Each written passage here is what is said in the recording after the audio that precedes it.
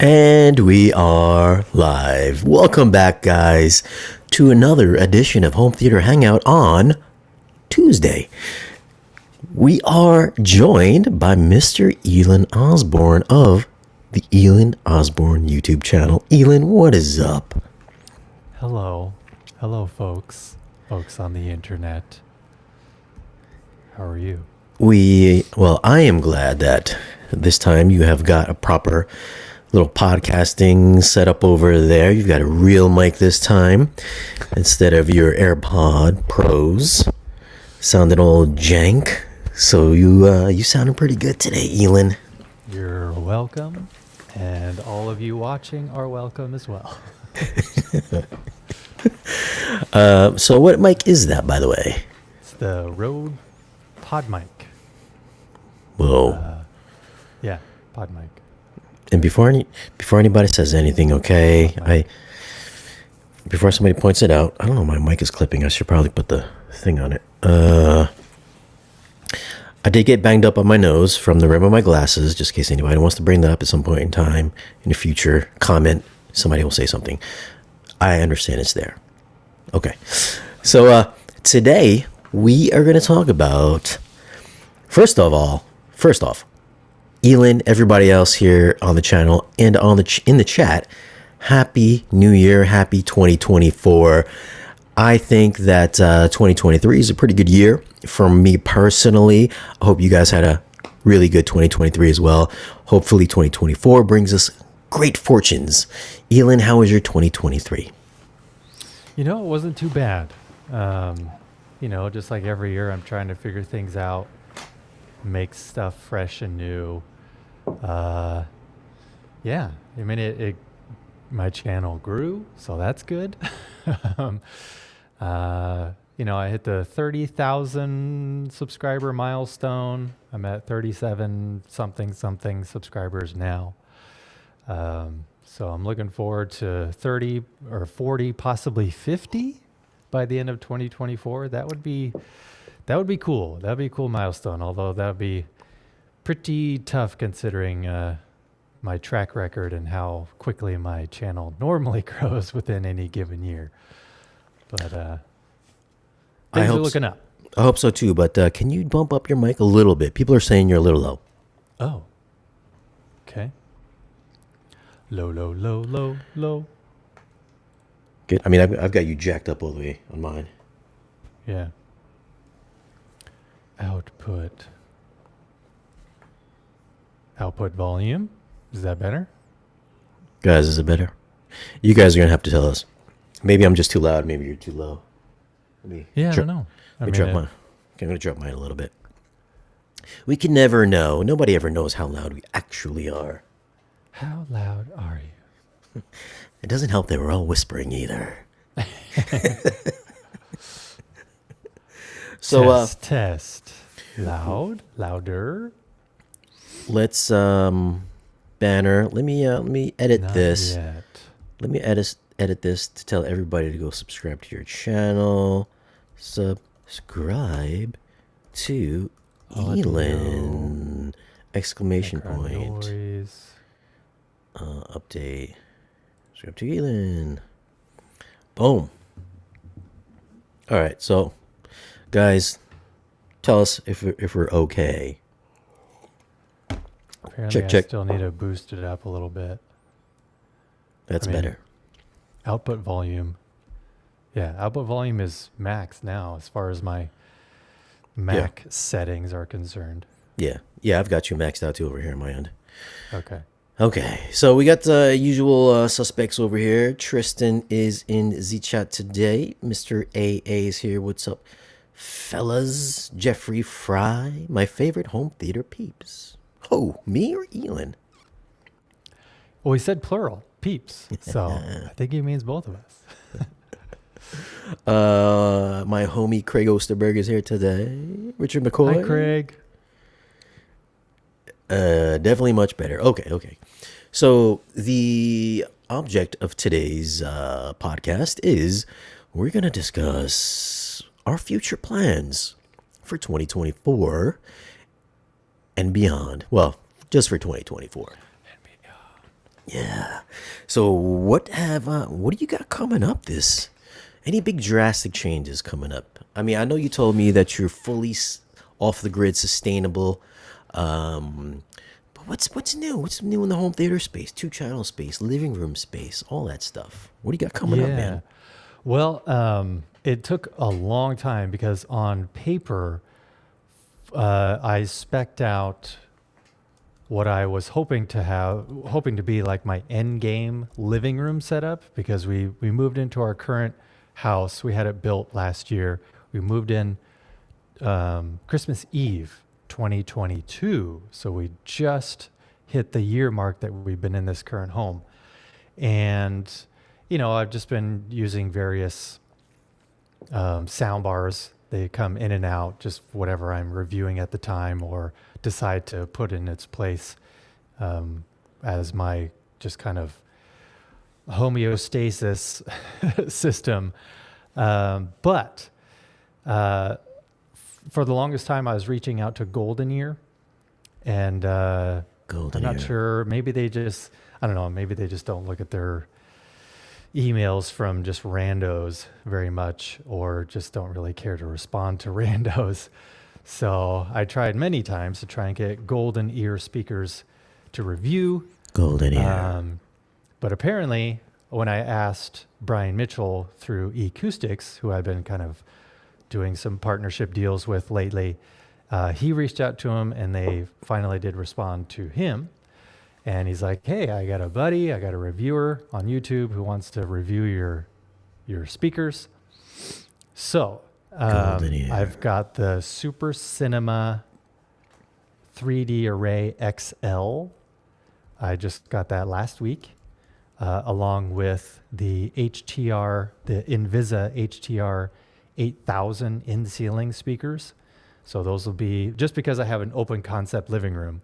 So I knew I wanted a sound bar, but it's a passive sound bar. Yes. So I've got a Marantz Cinema 70S as my AVR, which has a full set of pre-outs. So I'm not going for anything huge just because it's my living room and I know that I've got to kind of scale things down a bit. So I'm just going for 5.1, possibly 5.2 in the future. But for now, I'm just going to try and do a 5.1 setup.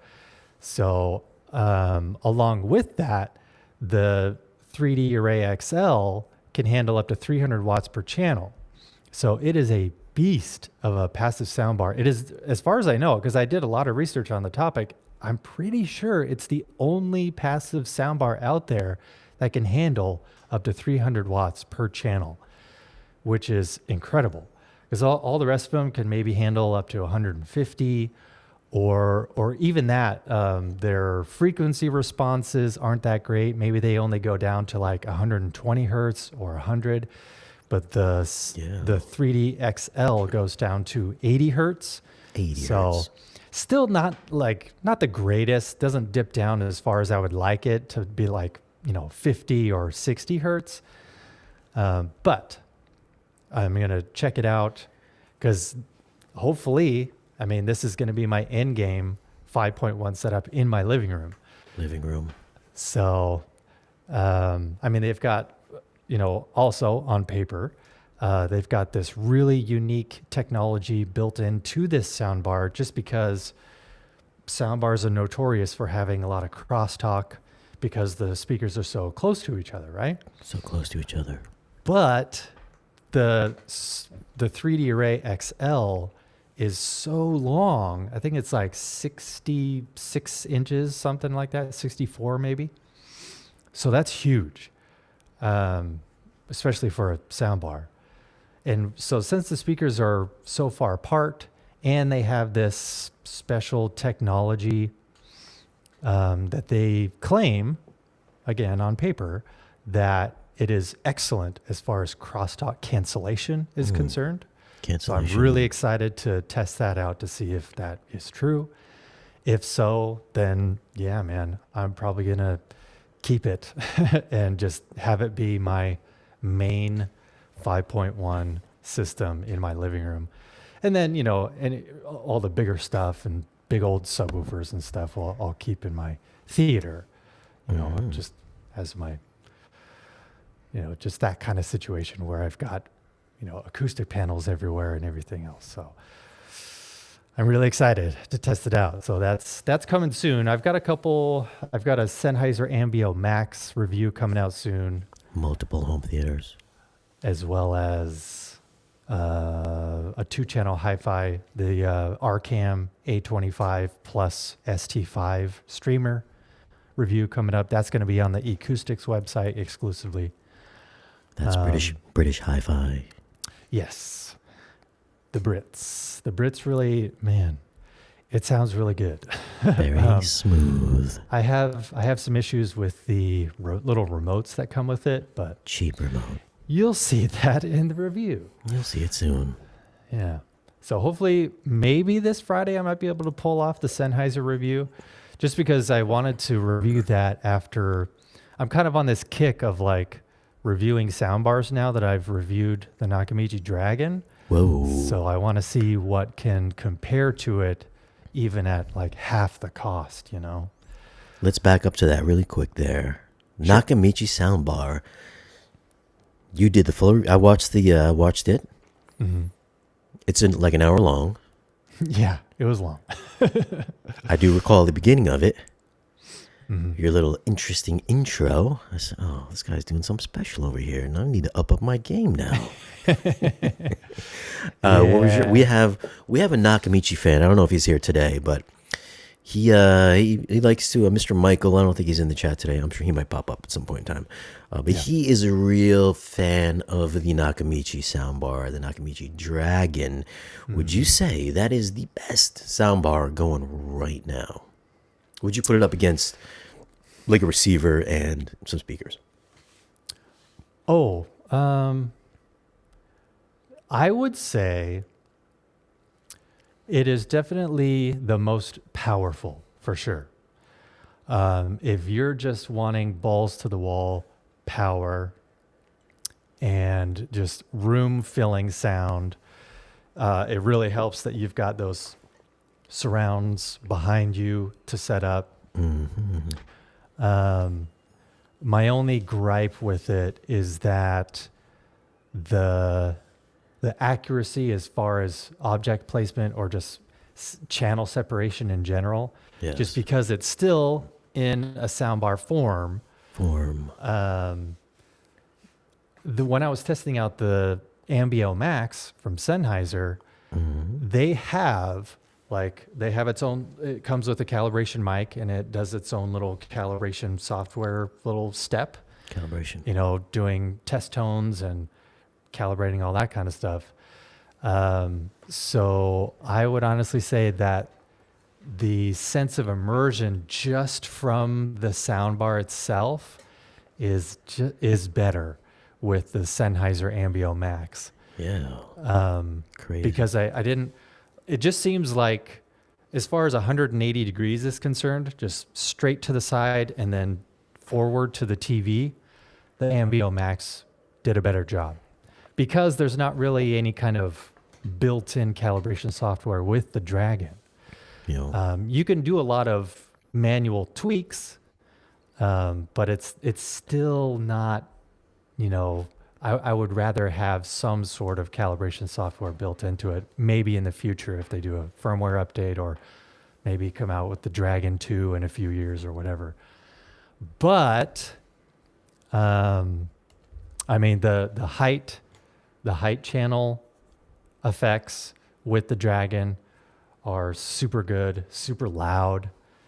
Again, it helps that you've got the rear speakers behind you also firing up towards the ceiling. So yeah, height information is better with the Dragon. But the Ambio Max was not far behind as far as height information. I was actually really impressed with their speakers that fire audio to the ceiling and bounce it off. But it's a close second.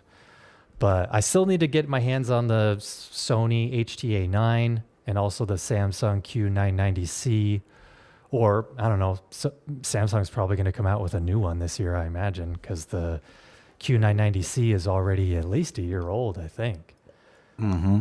So Yeah, I just wanted to test out different flagship sound bars since now I've got a sense of what the Dragon is capable of. Yeah. I did the original. I don't know if this is the max, because I did the Ambio 3 years ago, maybe 4 years ago now, when it first came out, and it was Yeah. it's made out of like aluminum, like chiseled aluminum. I don't know if this is the same way or not, but it was like really big. It's really heavy. Probably my best soundbar review on the channel that got like the most views. I think. Actually, no, that's a lie. Yeah. I think Samsung got the most. But I would say the Sennheiser was, probably still is, the best sounding soundbar for just the bar itself. Like I don't think there Right. was any surround channels or anything like that. So it's the most convincing I thought at the time. Yeah. Yeah, I agree. I mean, it's a pretty penny. It's $2,500 normally, but Yeah. a lot of times it'll go on sale for 2,000. But because I mean, they call it the Ambio Max now, but it used to just be called the Ambio before the Ambio Plus and the Ambio Mini. And the Ambio Mini and the Plus now are technically rated or quoted as 7.1.4, whereas the Ambio Max is still 5.1.4. Whoa, lame. So I don't know. And the Plus and the Mini support the new Sennheiser wireless subwoofer. They have a subwoofer now. Yeah, whereas the Ambio Max, you have to use a wired subwoofer. one. Right. Okay. Yeah. I mean, you can still use the Sennheiser subwoofer if you want, but it still has to be wired. It's not wireless capable. Did you get the subwoofer with it? No, they only sent me the soundbar. Shame on you. Who, Acoustics or Sennheiser? I requested the subwoofer. They originally said they were going to send the subwoofer, and then they're like, never mind. Yeah. But no, it was I have a contact directly with Sennheiser Yeah. now, so Okay. that was Is it Katie? Young. Shelby. Not young Katie. Yeah, I think it's Oh, Shelby, it's young Shelby. young Sheldon. All right, so you're gonna be doing we got the new living room setup. You're gonna be doing golden ear. Yeah. Like I said, this has been at least a year and a half since I've been trying to get golden ear stuff. So I'm pumped. I'm really excited to check them out. Yeah, and the Invisa series is gonna be the surrounds or the Atmos. Yeah, the surrounds. It's going to be 5.1. Yeah. Okay. Just because I don't have any.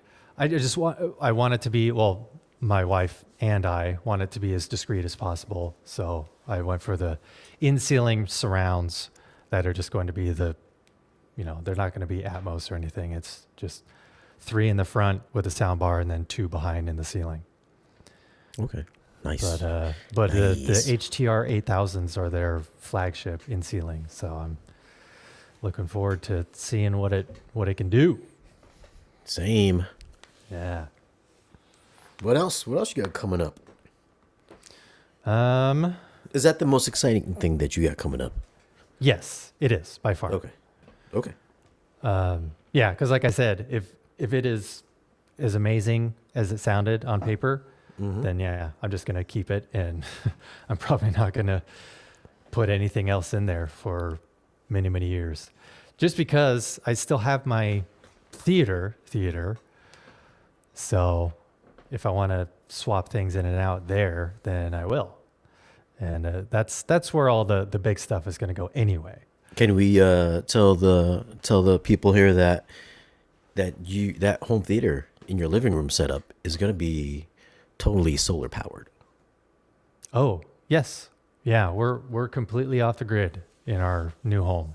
Just because it would have been, I mean, if anybody's from California or Northern California, you're familiar with PG&E, who is like the main electric company in California.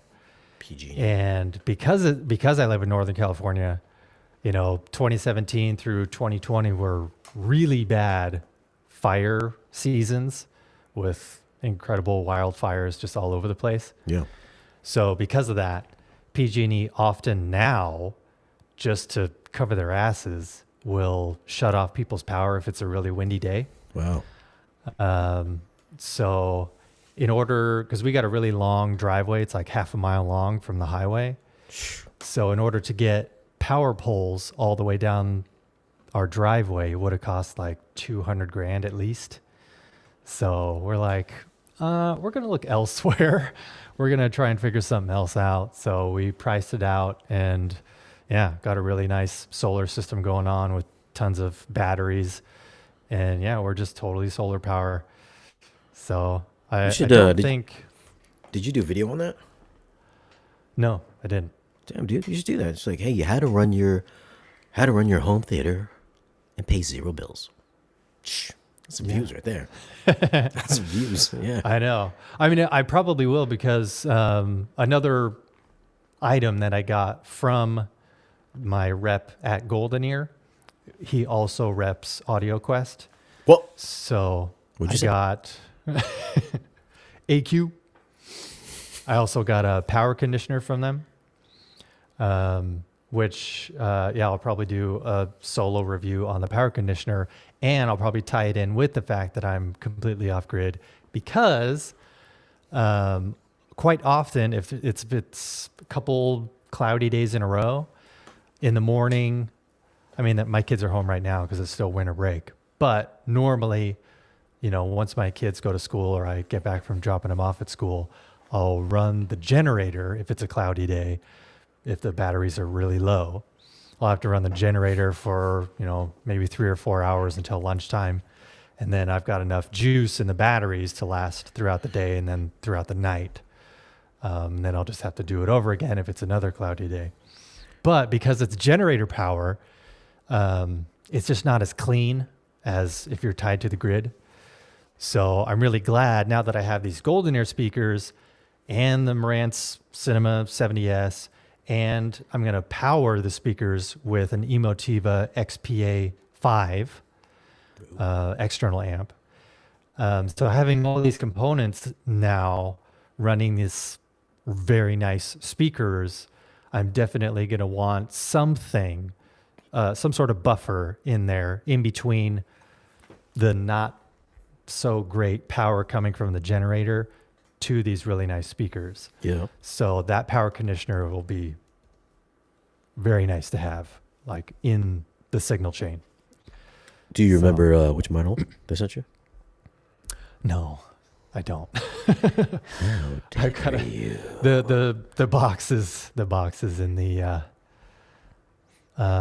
Power Quest 707. That looks right.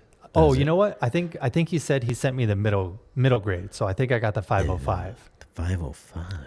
Yeah, pretty sure. Let's go check that out. So so I did the review on the 707. The big difference is, I believe, the 505 doesn't have the. Here it goes. Where is it? It is. So 707 has the optimized electrical parameters and 45 amp current reservoir. That's it. It doesn't have the reservoir. The other two don't have the reservoir. The 707 does. That's the only difference between the two. Oh. Correcto. Oh, did that even show up on screen? No, it Nope. did not. Okay. So yeah, the Reservoir meaning what? so if you have some peak transients, it would have enough reserves to keep your subwoofer or speakers or whatever from running out of steam. So there's enough juice backed up in there to supply that extra current. Okay. Let me bring that up on screen here. I think I'll be fine with that Yeah, aspect. I'm sure you'll be fine. Yeah. I'm just concerned about just the dirty power that I'll be getting from the generator from time to time. You dirty boy. But on a sunny day, no problem. Our solar array fills up our batteries, within a couple hours. It's pretty nice. Yeah. So you'll be good. Yeah. And yes, AudioQuest does own Golden Ear. Oh, there you go. There you Okay. go. And you also got some interesting cables. Yeah, I got some mainly HDMI cables, but I haven't opened them up yet. I'm honestly not sure if I'm gonna open them up. um, yeah, because Open them up. I got a really nice, you know, HDMI 2.1 8K premium cables, HDMI cables from SVS that I got a while back. But I did get the Cinnamon. I got the Cinnamon HDMI cables from AudioQuest. Did you get this monsoon cable? Possibly. I think, yeah, they did send me a monster power cord that I also haven't opened up yet. AudioQuest power cord, not a monster one. Correct. um, a monster-sized power cable from AudioQuest. Yes. To clarify. So for the guys in the chat here, I'm glad that I got somebody else. Not too many other channels have gotten AudioQuest and Golden Ear together. I think it's going to be like maybe me, you. I think Darko. Yeah. Is there anybody else? I don't know. I don't know. Yeah. I don't think Andrew Robinson has reviewed Golden Ear before. Who? Andrew Robinson. Never heard of him. Some guy with just a few subscribers. Dude, we are going to be in the AudioQuest Elite crew doing AudioQuest reviews, buddy. Yeah. Ooh. Oh. You listen, you're next up, you're going to have to get yourself a Kaleidoscape in for review. I know, right? Mm-hmm. That would be cool. Yeah. Because then I can review new movies like you do. You're going to be AudioQuest and Kaleidoscape. Although I still don't have a Trinoff, so I can't show the Atmos, the live Atmos viewer. So. That's okay. They can stay over here with me. Someday. Have we discussed the AudioQuest Rocket 44 bi-wire speaker cables? Have we? I mean, I have them. Did you get a pair too? No. No? I'm pretty sure I just got that beefy power cable, the power conditioner, Cinnamon HDMI cables. I may be missing something, but I think that was about it from AudioQuest. Everything else was Golden Ear. Golden Ear. Yeah. Nice. Okay. Yeah. Well, that's cool. You good? But man, I've been having my eye on Golden Ear a long time. I've been reading the details of all their speakers for many years. So obviously I tried to go with the best of the best. So because that honestly I really wanted to do that review as my end game home theater living room setup. So hopefully others with the same situation who have an open concept living room like I do can maybe do the same thing. It's not all about Atmos. Atmos isn't the end all be all. It's just about good sound. So I don't mind if it's 5.1 as long as it sounds great. And I can just watch, just normal TV with my wife and kids, and it sounds awesome. That's all I need, That's all you need. Yeah. Hearing is a blessing. Yes. Okay, so all right, so we got Golden Ears coming, we got AudioQuest coming, we got what's happening in the theater space. In the theater, I just maybe 2 weeks ago, I finally got, because it took a few weeks to get here from Germany, but I ordered the Turbine edition of Twister. What is that? It's, well, you know, the movie Twister. Oh, okay, from, never mind. from, what is it, 1995 or something? Yeah. So it's the movie Twister, but it is the only available, as far as I know, it's the only available edition of Twister you can get right now that has an Atmos track. Oh, and does it have Oro in it as well? It does. Yeah. But it's two separate discs. One is Atmos and the other is Yes. Oro 3D. So this is the first native Oro 3D mix that I've ever owned. Yep. But I'm also in the works, fingers crossed, now that I've been reviewing some RCAM stuff. I'm hoping through acoustics that I can get the the AV41, which is their preamp processor, because my theater is equipped to have a 9.x.6 configuration, but currently I don't have a preamp that supports that many speakers. Right now, I'm still rocking my Iota AVX17, which can only handle, only can handle 7.4.6 or 9.4.6. Or no, sorry, 9.4.4. So if I were to get the AV41, then I could finally not only have a 9.4.6 setup, but also the AV41 supports RO3D. So then I want to test out, is the Yowza. native Atmos of Twister better or the RO3D native Twister better?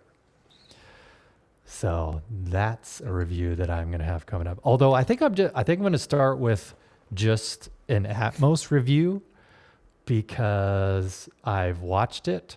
I watched it once through just normally, because I hadn't seen it in forever. It's been many years since I watched Twister.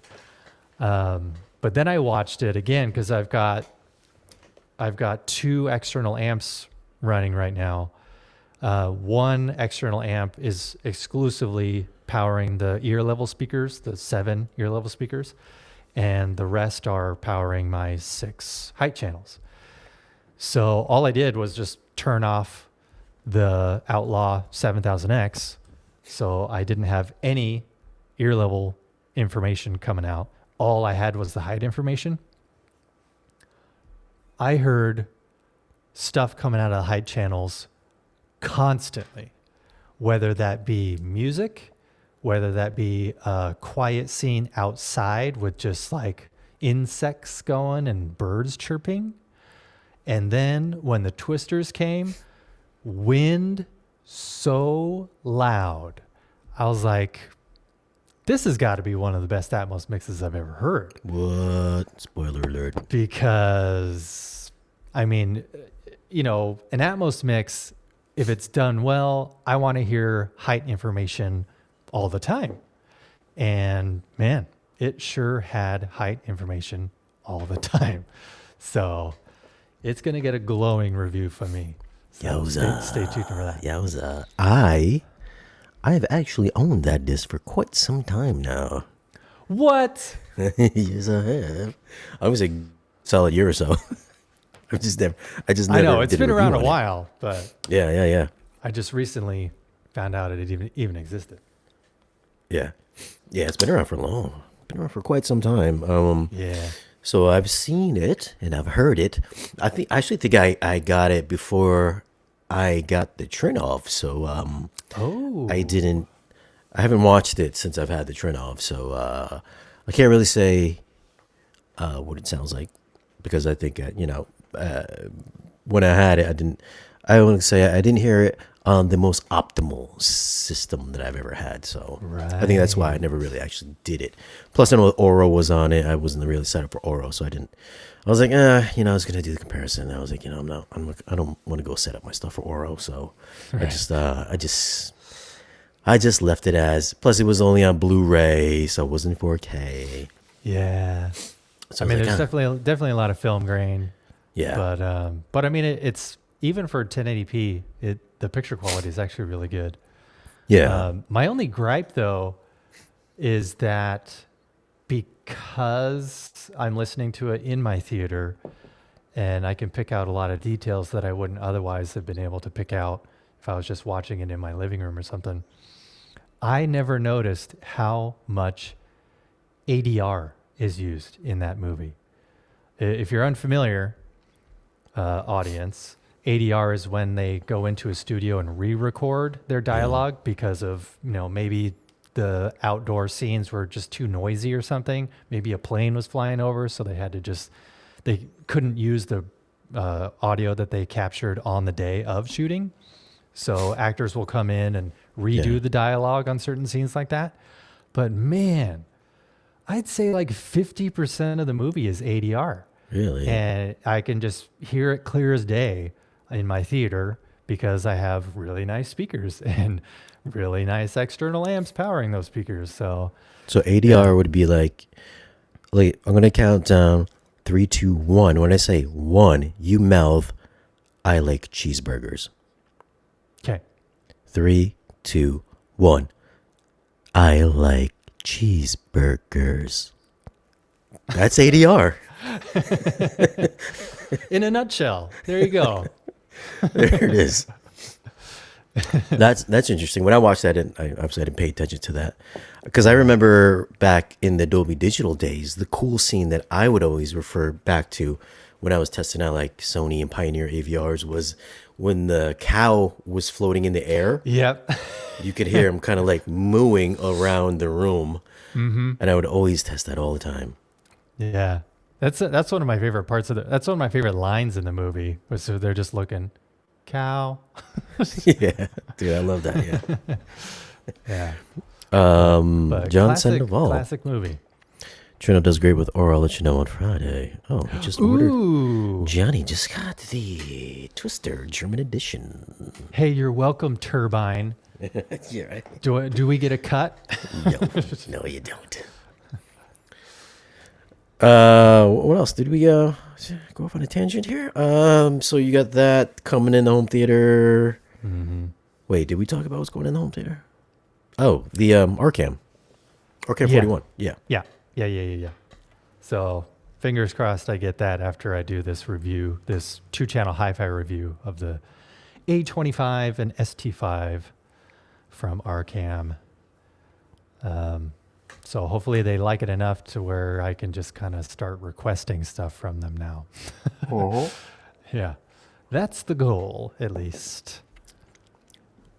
Nice. Yeah. When I originally reviewed the AV40, which was the non-HDMI 2.1 version that came out 3 years ago now, I think, it was riddled with bugs, and Yeah. I remember first getting it in, I was just like, this is probably the most ugliest AV I've ever seen in my life, first of all.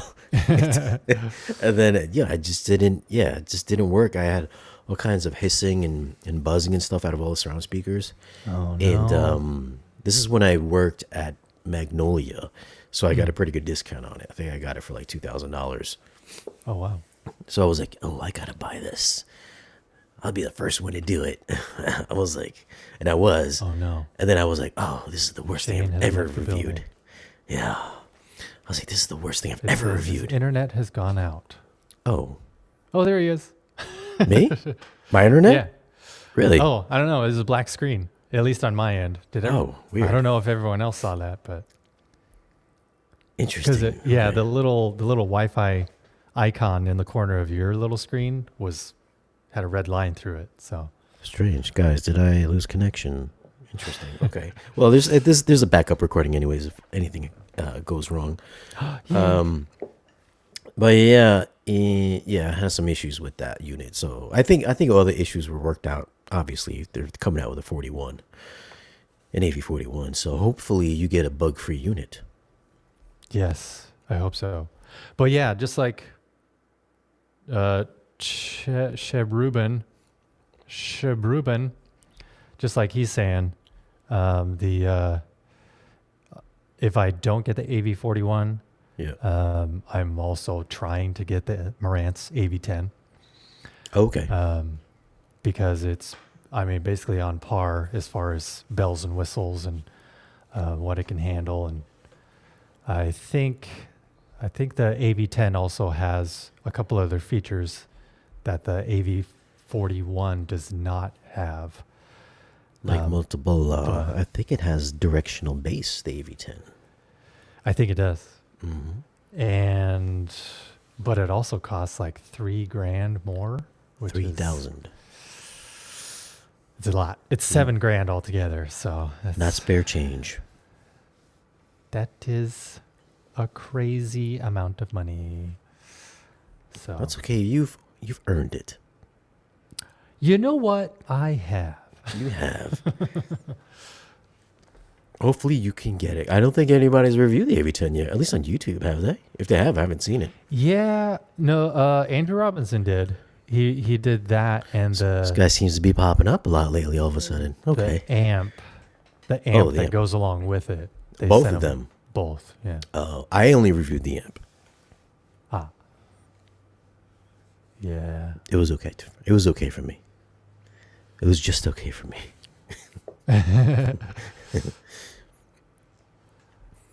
Hey, Jordan. Jordan's in the house. Yeah, Haterade is here. Jordan's here. So that's home theater. What else? Anything else? Exciting news. Anything you want to get covered this year that you think might be out of your grasp, Ooh, out of my grasp. but still doable. Well, honestly, the AV10 and Yeah. the amp that comes with it, just because, I mean, obviously, Marantz has been very picky about who they give that out to, or at least can review that.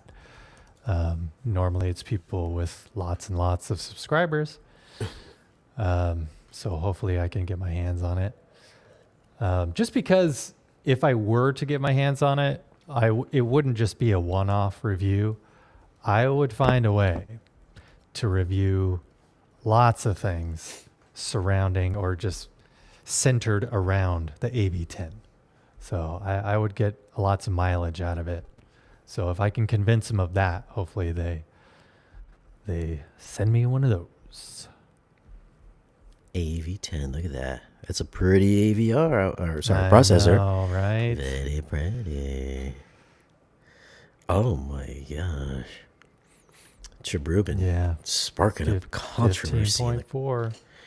15.4. Guys, that's 15 channels and then 4 subwoofers. Gene don't count.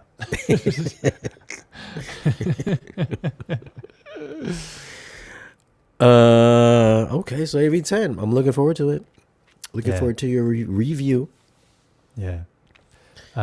What I hope to happen in 2024 is, what do they call it? They've got a special name for it.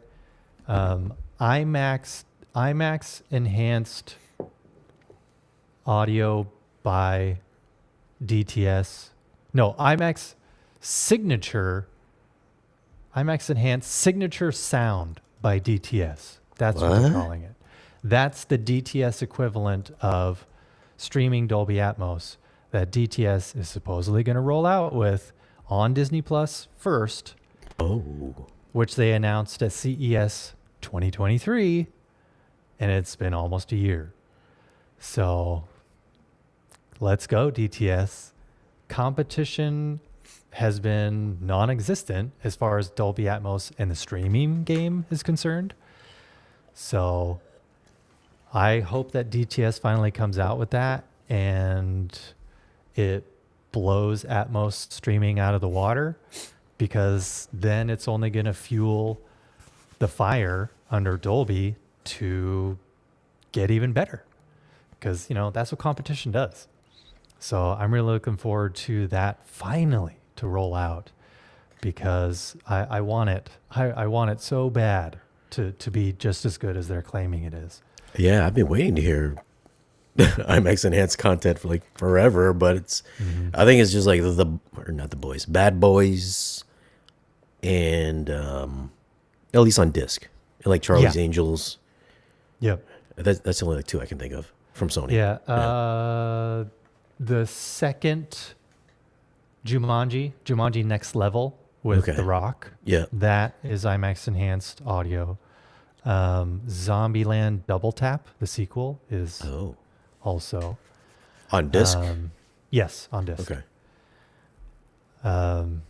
Trying to think if there's another one, but yeah, not many on disc. So, but apparently, when DTS rolls this out on Disney Plus, it's gonna start with just the Marvel titles Yeah. and then slowly roll out to other stuff. So, Wow. And they We'll said this a see. year ago, right? yeah, I said Oh, this a here year we go. ago.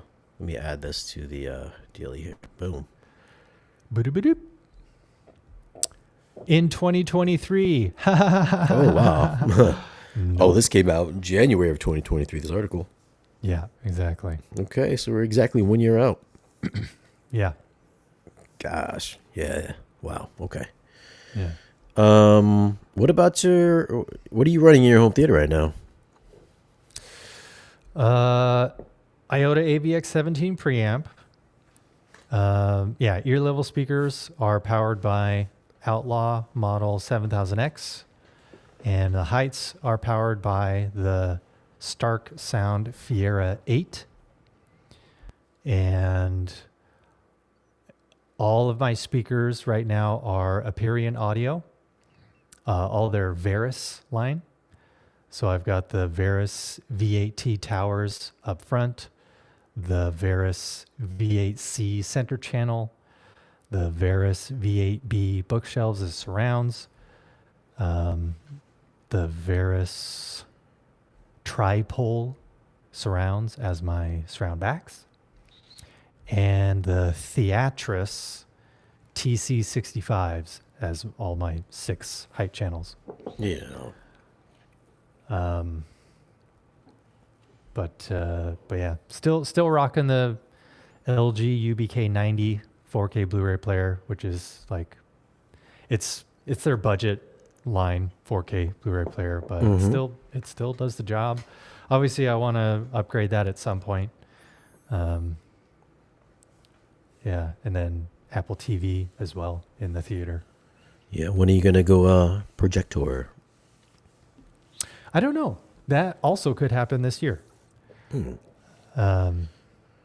Yeah, I've only had my LG C9 currently in my theater ever since I built the theater. Yep. So What size you got there? 75? 65. Oh. Yeah. Time to go projector. I know. Yeah, because I think I could get. It's still a pretty narrow space. It's only 11 feet wide. So I think I can fit 100-inch projector screen in there. Yeah. So Do it up. Hold on. We got a super chat from Chibrubin. Pair character turning around, waving his hand, saying, "Hey, you," while lowering glasses. Oh, sorry. It's a. It says, "Hey, you." I think Chibrubin had a question here. Are we, Chibrubin? Did you have a question that we missed? Probably. Why does Gene not count? Well, Gene doesn't count because I said Gene don't count. Okay. end of story. End of story. Tell Gene I said that too. You watching, Gene? You need to get yourself a 98-inch LED TV. That would be great. That would be a nice little upgrade for you, for sure. Yeah. Then it'd be fully immersive. I would be immersed up to my eyeballs, literally.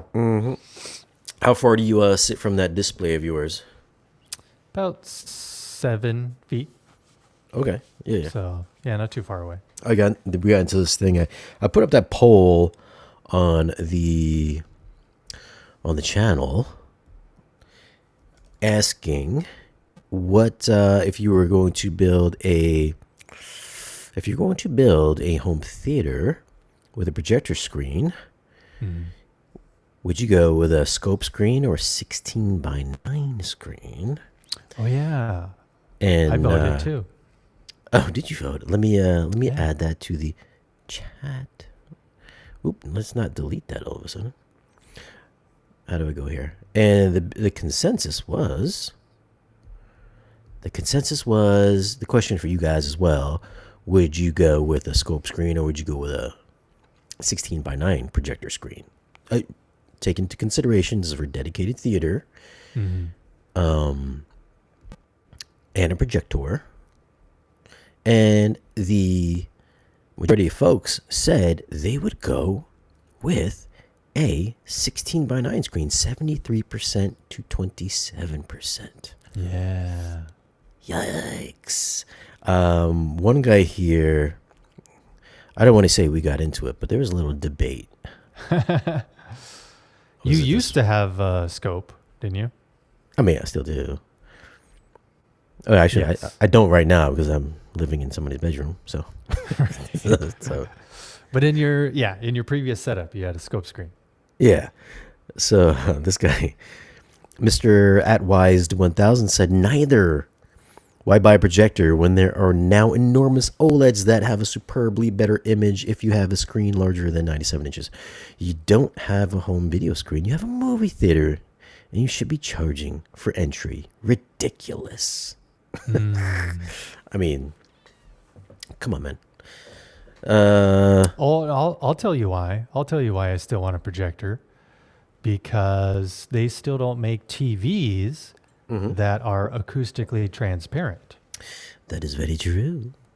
Because in my ideal dream home theater, I'm going to have a projector screen with the front LCR behind the acoustically transparent screen. Because that's how a real movie theater does it. That's honestly how real movies are mixed. So like if the stuff that's happening in the left channel is technically supposed to be just on the very left side of the screen itself, Yeah. and center dialogue, and then right side of the screen is supposed to be the stuff that comes out of the right. So that's why if you have a dedicated theater with a screen that's acoustically transparent, you're probably going to want to invest in a preamp that supports front wides. So then the front wides is what fills in the gap between your screen and your seat. Yeah. So I will concur that when I had first started the channel on YouTube, I had the speakers on the outer edges of the screen, and then the center was below it, and everything was always just a little too wide. You know what I mean? yeah. And the voices would always come from directly underneath the people talking.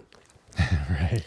And then I moved away because I had to get slimmer speakers, so on-wall speakers, because my room wasn't that deep. So I had to get rid of the big bookshelves. I had to get rid of the Bowers and Wilkins. I had to get rid of the Arundels, the M&Ks. So I got slim ones that are about 6 inches deep. I went with I don't know how many brands I went through. Right now I got the Ascendos, which are like yay deep. And now it just sounds like if somebody's on the left side of the screen talking, it sounds like it's coming from his face. Right. If somebody's in the center, it sounds like it's coming from their face rather than below it or to the further extremities to the left and right side. So putting the speakers behind the screen is kind of an imperative thing, a super important thing. I don't think a lot of people understand because maybe they've never heard it before or experienced it before. But I think that's kind of a game-changing thing for home theaters. Yeah. Although Sony is trying to Yeah, they're the deal closest. with that with They're the their closest ones. dual center Well, feature. how I had my living room set up, I had the I think because TVs are typically pretty small, 85, 100-inch, whatever. They're not like gigantic. I had the on-wall Martin Logans, which were they kind of like lined up directly to the edges of the TV, Hmm. And then with the Sony, they have that acoustic center where they're shooting the dialogue from the screen itself. Right. That kind of locks in the dialogue to the television screen, and then the left and right will come from your processor, or well, from Right. the you got to have a Sony AVR to make it Yes. happen. Right. Yeah, so they whatever they're doing there, it works pretty well. I think there's a slight delay for the center channel, so it mixes with your center channel and the TV, so it sounds like it's coming from one point source from the screen. So that works really well, and I Yeah. think they're doing it right if you want to keep within the Sony ecosystem and get that kind of theatrical feel from a television set. So I think that works pretty good. Yeah. Did you ever find any with the acoustic center sync? Did you find it not gelling very well with the rest of the speakers because it was speakers from the TV? No, it just sounds like it's coming directly right in front of me. Yeah. Oh, It's okay. in volume. It's not like loud. Like you can't really tell it's going that the sound is coming from the TV. If you know what I mean. It's lower in volume, so it kind of mixes with the center channel. Okay. If that Okay. makes sense. Yeah. Yeah. Because I didn't know if like maybe it just sounded a little off because it wasn't like timbre matched with the rest of your speakers. Well, I mean, let's be honest. It's not going to be perfect, Right. but I think anybody looking for that type of simple setup would be more than sufficient. So yeah, I mean, it's not an audiophile setup for sure. Sure. Yeah, yeah, but it works good for for what it is. Yeah. Yeah, yeah. The center left, as Tony Z says. I like it. I mean, I still have the Sony. What is it? This is the A7000 ES. That's the flagship AVR. Yeah. That's going to be my living room setup for a while. As long as I Mhm. have a Sony TV, I think that's going to be in the system for the remainder. Yeah. What were we talking about? Oh, hold on. So this guy said, you're telling me you have in place in your home theater a 150-inch screen will be wait. You are telling me you have a place in your home theater where a 150-inch screen will fit and be viewable. Oops. You are aware that cinema is meant to be viewed without moving your eyes more than a few degrees. A 150-inch screen requires you to be no less than 20 feet away. What? 20 feet. Do you know how big your room would have to be? Dang. My gosh. And of course I said, you definitely do not have to be 20 feet away. Because I was sitting Yeah. like 8 feet away. Hmm. And that was super immersive. And I didn't have to move my head left and right. Yeah. And then, we go on to it. And then I said, you're going to hate going to a real IMAX if that's how you feel about the experience. I know, dude. I mean, because like you go to a real IMAX, it's like a 9-story, thing. At least the one here in New York City, Mhm. it's like 9 stories. And you're like, you got to move your head a little bit. Oh, yeah. It's so big. Yeah. Yeah. And I think that's like the most immersive that you can get is like a real IMAX theater when you're like, oh my God, look at the Navi swinging across in 3D. It's like Yeah. awesome. And then Yeah. it's cool because it's like you're locked into the center of the screen and you're like you're experiencing the world in a different, almost like real life. But then you notice there's shit going on below you because the screen goes down so far and it goes up Right. so far. You're like moving everywhere. You're like, okay, that's cool. Yeah. Yeah. So unfortunately, this guy only wants to sit there and just move his eyeballs. So really missing Yeah. out if that's the way you think your theater should be. Maybe back in the day when resolution was only at 1080p and you had to be 20 feet away not to notice the pixels or the Mhm. structure, screen door effect, whatever you had back then. Now with Right. 4K JVCs, you can upscale it to 8K to condense the pixels down to be even tighter. You can be. I mean, I was sitting 120 inches at like 7, 8 feet away, and I didn't never notice any kind of pixel structure or anything like that. Oh, It was wow. very Nice. immersive, very Yeah. crisp, very clean. And to say that you need to be 20 feet from a 150-inch screen, madness. Hmm. You need to not have a TV in your home theater. I know.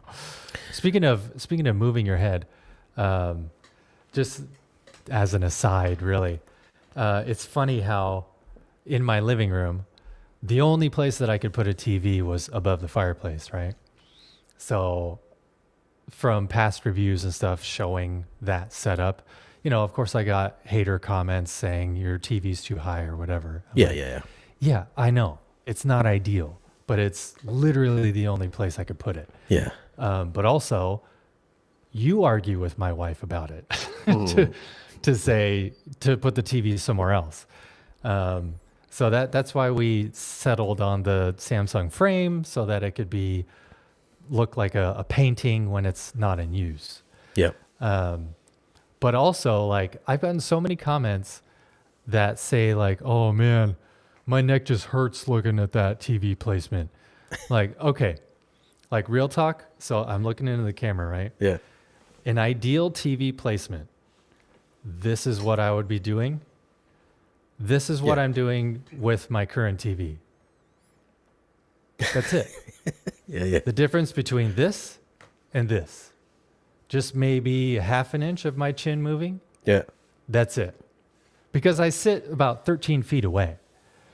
So I've got plenty of distance between me and the TV. So it's not like I'm sitting 2 feet away and I have to look up at the TV. It's like, no, it's not like that, dude. So it's just kind of funny how people I mean, I just usually make assumptions, I usually try to keep my center at ear level when I'm sitting down and the TV right above the center. So it looks like you typically, I think your ears are probably about 28 to 33 inches. So it's like center here, maybe slightly below. But then the Yeah. TV is definitely up. The TV is definitely up higher. So when I'm watching it, I'm like the same way. I look up a little bit. But then when I think about it, I was like, when I'm sitting at the theater, I also look up at the movie screen as well. Like the movie, unless you're like way in the back row. Yeah, exactly. But typically, if I'm in the middle row, my eyesight is usually aimed up a little bit when I'm at the theater. So I was like, if it works at the theater, it's going to work in my house. So I look up a little bit. So it gives me kind of the sensation that I'm at the theater still, if it's up a little bit higher and not at eye level. My head's shooting straight forward. Because I've never, when I go to the movies, I don't sit in the middle of the screen because that's Yeah. typically not where I think that I've experienced movie theater sound to sound the best. I'm always looking up a little bit. Yeah, for sure. Yeah. So that's yeah, but I thought that was funny. It was just like, dude, you got to be 20 feet away for a 150 inch screen. Yeah. I mean, I went to that theater in Germany and that was a 260 inch screen and we weren't 20 feet away. Yeah. Yeah. I'm like, come on, guy. But, some guys, some people just want to be right. So whatever. What can you do? What can you do with some of these commenters out there? I know. You I mean, I can't don't really. win.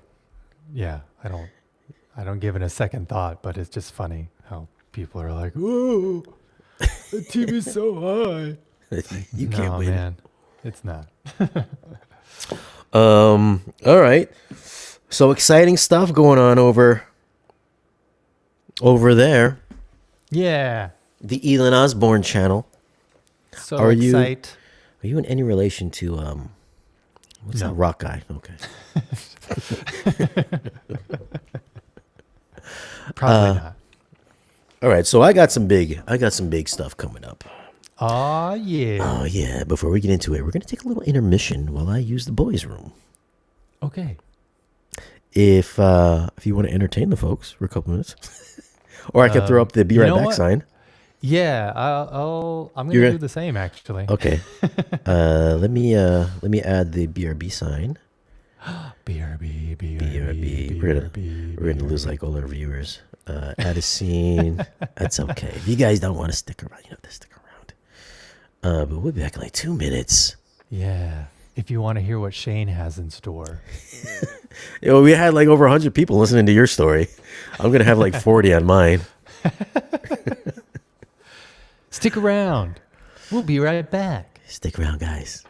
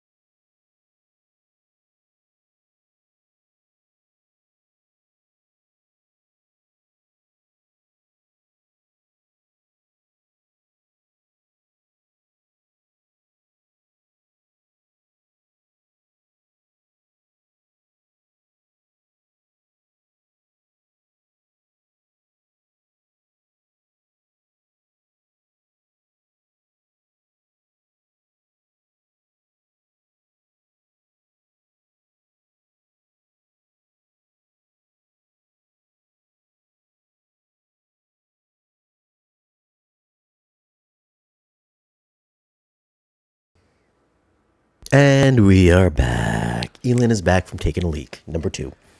Whee! All right, so big channel changes. I don't know if it's really big channel changes, but some of you guys have been up in the chats, and I'm sure you guys have noticed I haven't been doing 4K reviews for probably about 2 months now, going on 3 months. Whoa. I know. I haven't watched movies in months, unless it was on my iPad. So, reason being, I know I've discussed it a couple of streams ago. Not everybody watches them, apparently, because I always ask the same damn question. And then, so I have moved out of my apartment, and I am now staying. If you're wondering why I'm staying in somebody's bedroom, I've had to move from the apartment. The apartment was sold. I had to move out of there. Had to take all my stuff out of there. I'm staying in New York with a buddy of mine. While in the meantime, I've been shopping for a new house, not an apartment this time, but a house, because a lot of people have problems with home theaters and apartments for some reason. I was like, I gotta buy a house now just to please all these apartment haters, because apartments, you're not allowed to have a home theater in an apartment. So I had to go out and shop for a house. Whoa. I know. But I have now, as of last week, found a location that I'm going to be moving into, that I'm going to be buying, just as long as I get approved for this mortgage loan, which today I was kind of confirmed that I did get approved for this mortgage loan. I just got to fill out a couple things, but other than that, everything's good to go. So possibly I will be in the new location at the end of January, possibly January 28th-ish. So I will have a new space. Thank you. I really appreciate that. Really appreciate the applause. So I should be in the new place come end of this month, early February. So that's kind of like the biggest news for this channel, for my channel, what's going on. From everybody that wants to know, the room isn't going to be gigantic, but it will be almost the same size as the last one. The last one was pretty small-ish. Some sharp, eagle-eyed viewers would be like, your room's a little small, Shane. You're probably right. The wide angle didn't always fool everybody, but it did for most folks. But that room was 13. It was like 13 by 13. Basically, it was a square. This actually, no, it's 12 by 13. 12 wide by 13 deep. But this one is going to be 13 wide by 23 deep. So a little bit wider by like a foot. And then it's going to be significantly longer at 23 feet inches deep. Or inches, my bad. 23 feet deep. And then with 10-foot high ceilings. So the ceilings are going to be a marginally taller than the last home theater. So I'm going to get that nice separation of height effects. I'm going to try to fit in 6 height speakers this time around. So fronts, middles, and backs. Nice. There's a reason why. I know somebody had asked me today, actually, well, Shane, why did you go from the altitude 16 to the higher count, the altitude 32? Technically, I have an altitude 24, but with the 4-channel expansion, I have 28 channels. So why did I move from the 16 to the 28? Because I knew this day would come where 16 channels was just not going to be enough. 16 channels in your AVR processor, it's too small, baby doll. You got to get something bigger, man. You need more speakers in your room. So I am going to try to max out fully all 28 channels, possibly 4 subwoofers and then 24 speakers. There's a reason why I put up that poll on the channel. Does anybody have speakers that run up to this high channel count? Obviously, most people said no. So I'm going to try to do like the 6 height speakers, like 4 subwoofers, and the rest is just going to be just an array of speakers, just all ear level, all the way around the room to back. I'm gonna have like center, left, right, wide channels, maybe 2 sets of side surrounds, back surround, center, back surround. I'm just gonna go all out. It's gonna be crazy. Damn. It's gonna be crazy. And then With it being that long, are you gonna have your back surrounds on the wall or like on stands? they're going to be the back. I'm sorry, what'd you say? I'm just thinking of something else. What'd you Just say? the very back speakers. Yeah, Since it's so long, what was it? 20 what feet? 3. 23 feet. Yeah. Are they going to be mounted on the wall? Or are they going to be on stands closer to you? Oh, they're gonna be. Everything's gonna be on wall, on wall, in wall. Yeah, yeah, for Yep. sure, for sure. And then I'm gonna try to arrange it in a way where it's easily swappable with like review stuff. So I'm gonna definitely kind of pre-wire for maybe different speakers other than my own, so I can just kind of maybe just click them on the wall or click them on the ceiling if I'm doing height speakers and stuff like that. So I want it to be definitely functional. I want it to still look good, but still functional for review purposes. So Right. multi-purpose, but make it look cool at the same time. Yeah. So that's gonna happen. I'm gonna try to do 2 rows again this time around. I mean, when I started the channel, I had 2 rows, but listen, 2 rows in a 13 by 13 square box, really tight. Yeah. So I did try to shoot many of those videos in a way that was like look a little bit deeper. Right. But that's kind of like the biggest thing going. 6 heights, maybe 4 subs, maybe 5 subs. Because I do know that I got that 21-inch RBH that's going to be coming in. So that might be my infrasonic sub. I do know that I'm supposed to be getting maybe some more Ascendo speakers to go with my existing Ascendo speakers. So Nice. I might round out the other 30 speakers. And then, of course, I'm going to have an acoustically transparent screen. I did put the poll up for a reason, whether I was going to go 16 by 9 or scope. Like I've always had scope screens with an anamorphic lens. But this time I was like, this isn't an apartment. This is actually my house this time around. So I was thinking of just going wall to wall, left to right, left, right, wall to wall. So that way, whatever screen would work best. Yeah, I did the measurements. I think it's going to be like 149 inches. Not exactly touching the side walls, but pretty close. Yeah. And then height-wise is height-wise, which would maximize the screen to be 16 by 9. So it would almost kind of make sense, if we're looking at it theatrically, depending on the perspective that you look at. If you're looking at like IMAX shot films, technically IMAX shot films, if you're at the theater, it would be the same ratio as like a scope screen, but then it would grow taller. Right. But if you're looking at movies that are shot 16 by 9 or 185, if you're watching that on a scope screen, you would have a small square in the center of the screen. Oh.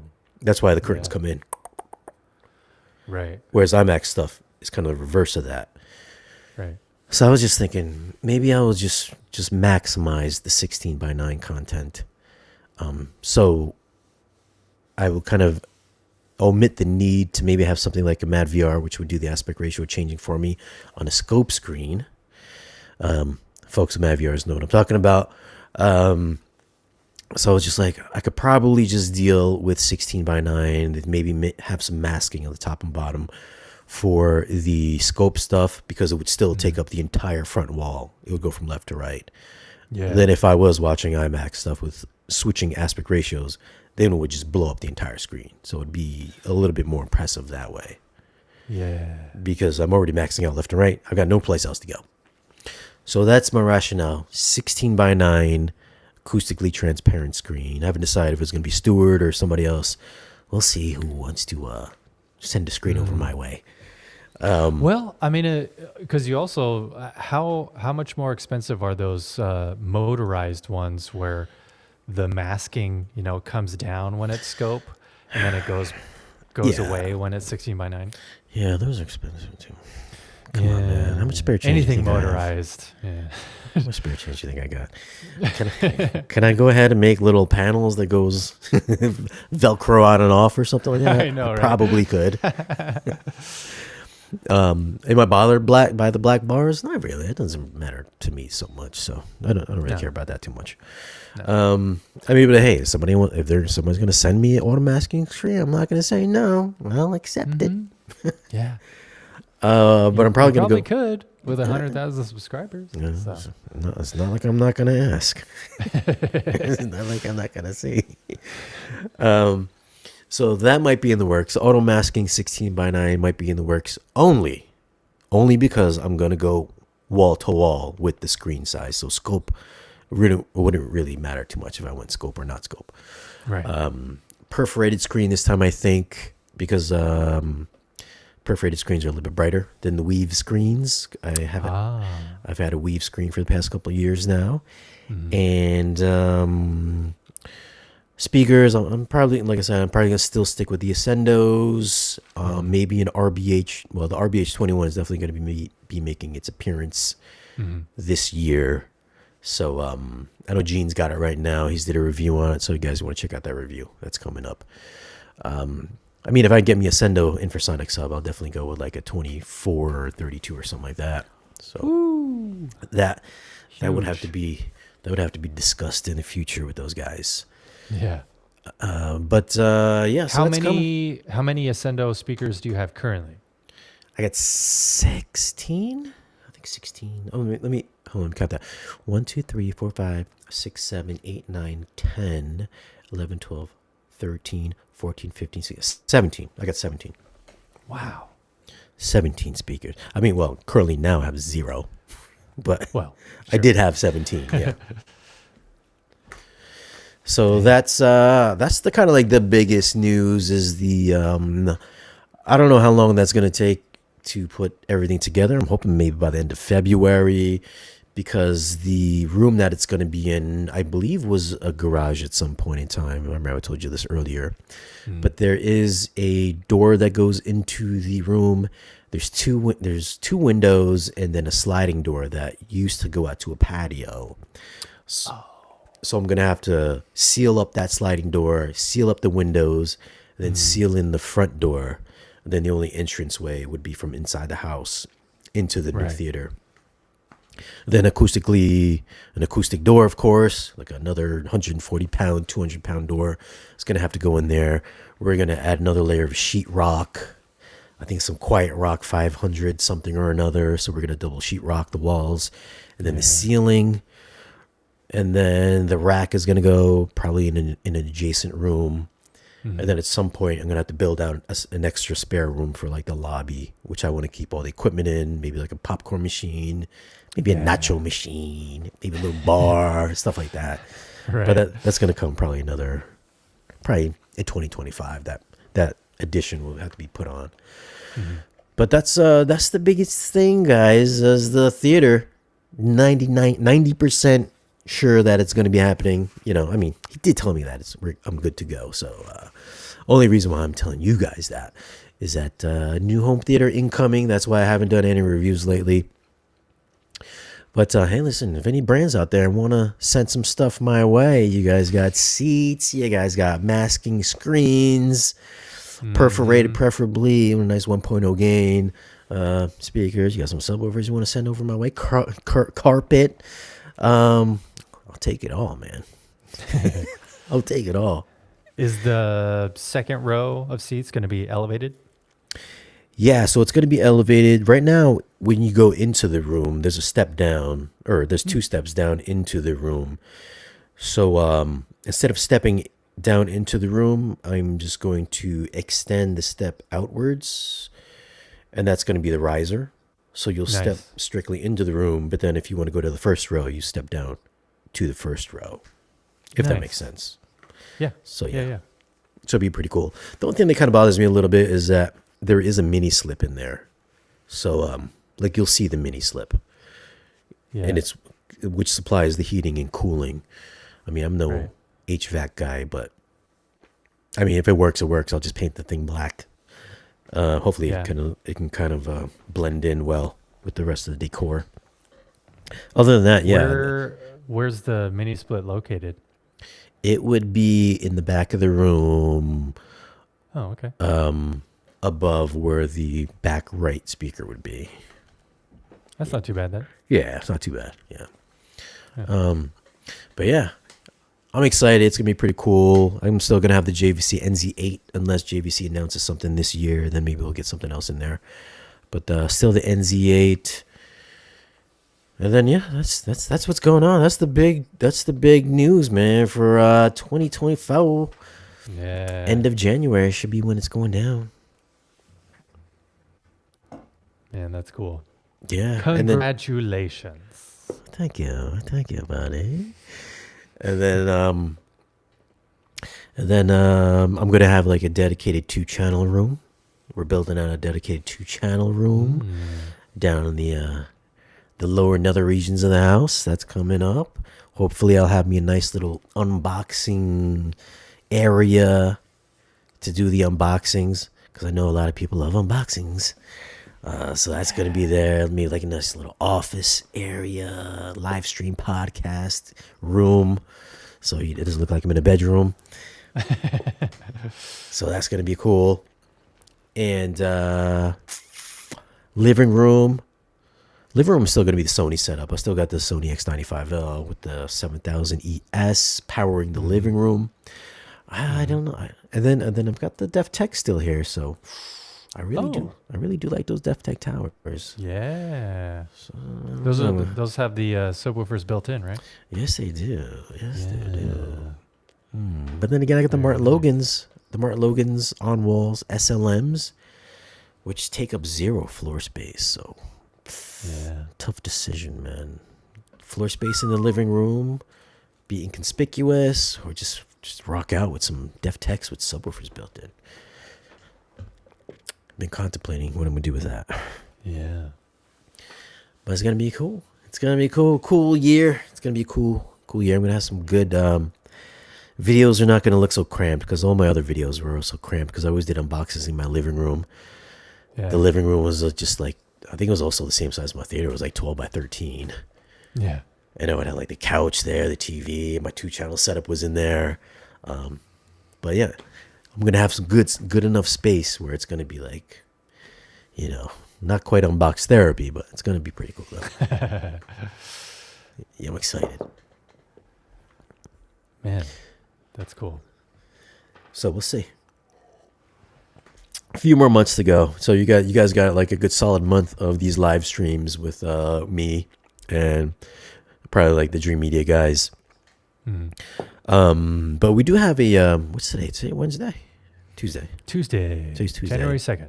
Yes, I do have. We are going to be doing another live stream with Andrew Jones of MoFi Hi-Fi, the inventor of Andrew Jones. The Andrew Jones. Didn't he create the Pioneer Atmos speaker, height speaker, Did he? I don't know.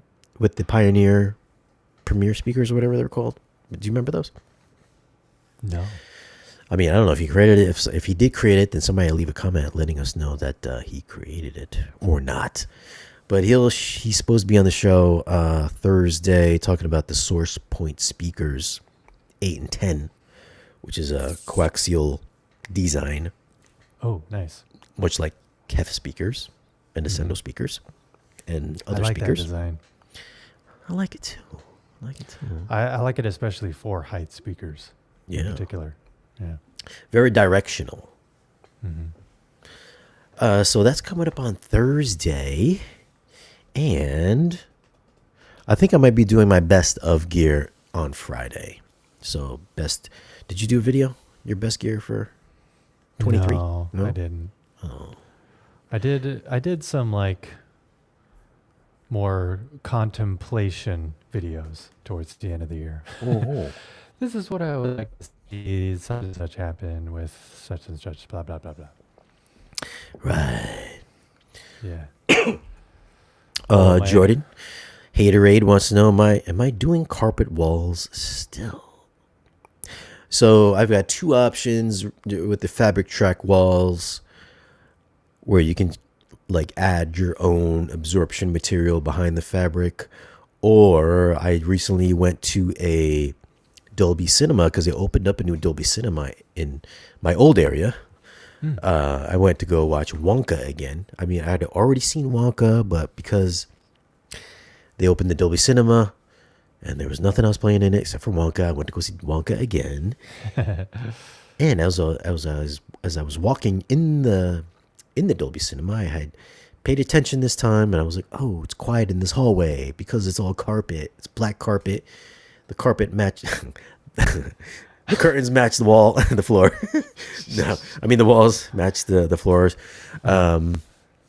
So I was like, man, this would probably be pretty cool in the theater if I just had black carpeted walls and then black carpet, so it would just all kind of just transition, just real smoothly. Yeah. But then I was like, oh man, if I did the fabric walls, it probably cost more money. But then I don't know. I'm still up in the air on which way I'm going to go with it. So it's either carpeted walls or fabric walls. Right. Which would you guys go? Would you go with the fabric walls or would you go with the carpet walls? Leave a comment and let us know which way and why. Would you go with fabric or carpet? Andrew Jones's Atmos speakers had an intentional 2K dip. You know who else has an intentional 2K dip? Are Bowers and Wilkins speakers. In case you guys didn't know that.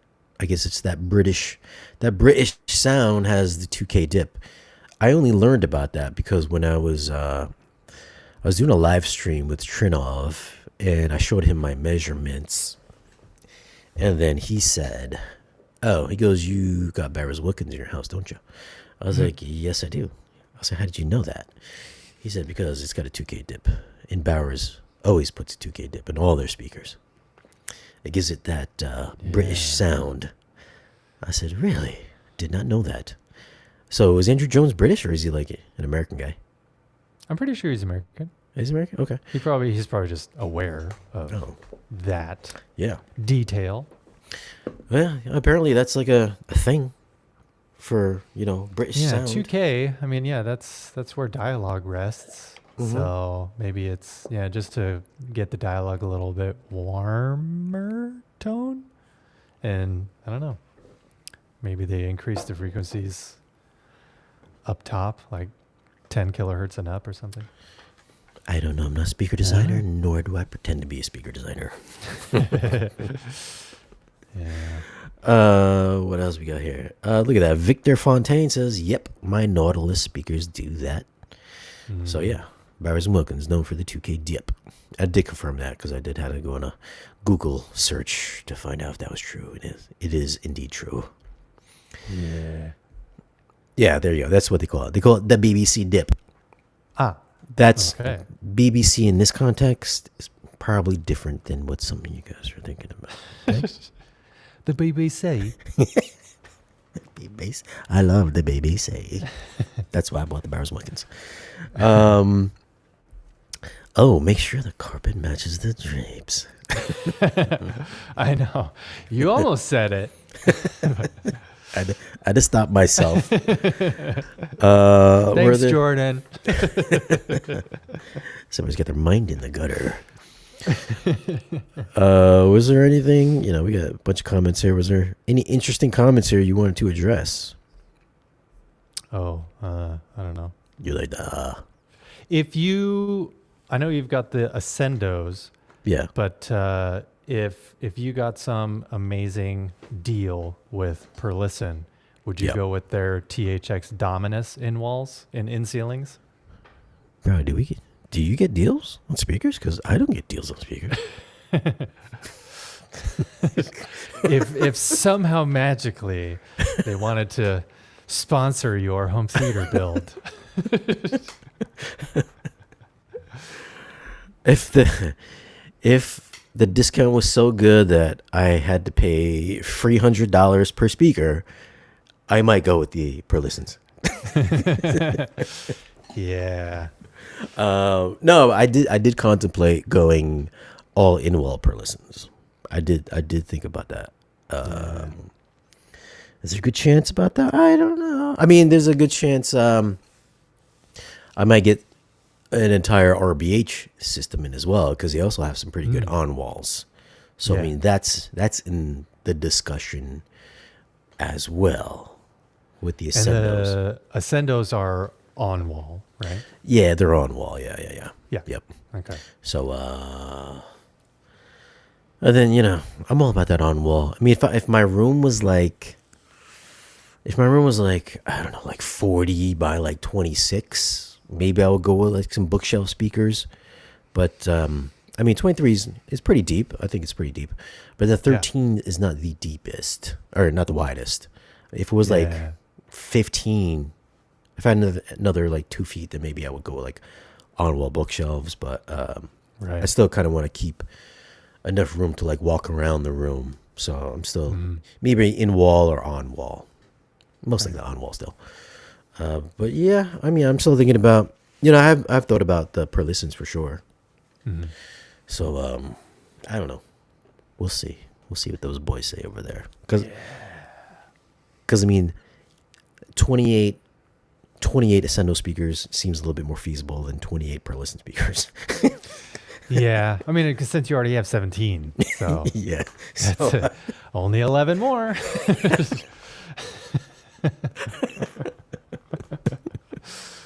That's some good math. so my Much more movie feasible. my movie reviews are going to be like, listen, this is exactly what it sounds like. Does it scale up to like 20 some speakers? I mean, who else is going to be you like, go. oh, this really does take advantage of Atmos. And Yeah. because most folks are like capped at like 16 channels. If you take into consideration subwoofers, like 14 channels or less. Yeah. So I'll be able to be like, yes, it does work with 6 height speakers, and it will work with another, I don't know, 15 lower channel speakers or 20 or whatever it is. And it will dynamically scale proper. So I don't know how many other, I mean, I'm sure there's tons of people that have big systems like that, but I think I would have, at least in the YouTube space, a pretty good setup to decipher some of the meanings behind Atmos movie mixes. Well, I know your Trinoff supports DTSX Pro. Have Yeah. you done many DTSX?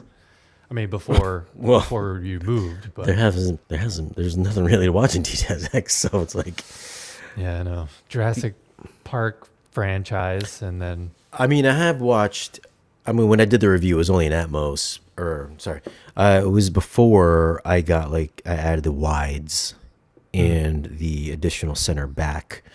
So, I didn't put that in the review, but I have watched it since, and it does take advantage of those extra channels. nice, Yeah, good. but having more space ceiling wise than depth wise, I should definitely hear better separation, especially if I'm going to run multi side surrounds, like just the channel tracking, the object tracking, and panning should be way smoother, like 0 gaps between jumps between each speaker. Right. I mean, we discussed this. Me and John from Trinov, we discussed it before. Even if you have a small room and you just have like rows of speakers that you can line up on your sidewalls, just the sound would just move more effortlessly throughout each speaker, rather than having to always rely on just delays between speaker and whatnot. At the MLP, everything would just track better with more speakers. Despite people being like, oh, I'm good enough with 5.1, just as long as you calibrate it right. Listen, why would you want to rely on phantom imaging between speakers if your processor can do it? Why have a phantom speaker there? Why just put the real speaker there? It's going to sound better. Yeah. Do you still? I remember that one video you did a while ago where you brought in that guy who was who connected a subwoofer to your center channel. Oh yeah, that's John Hunter from Rel. Yep. Yep. You think you might do that? Probably not, because I mean,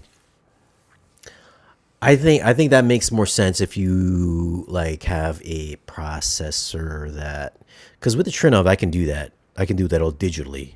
Like I can direct bass from any speaker to any sub in the room.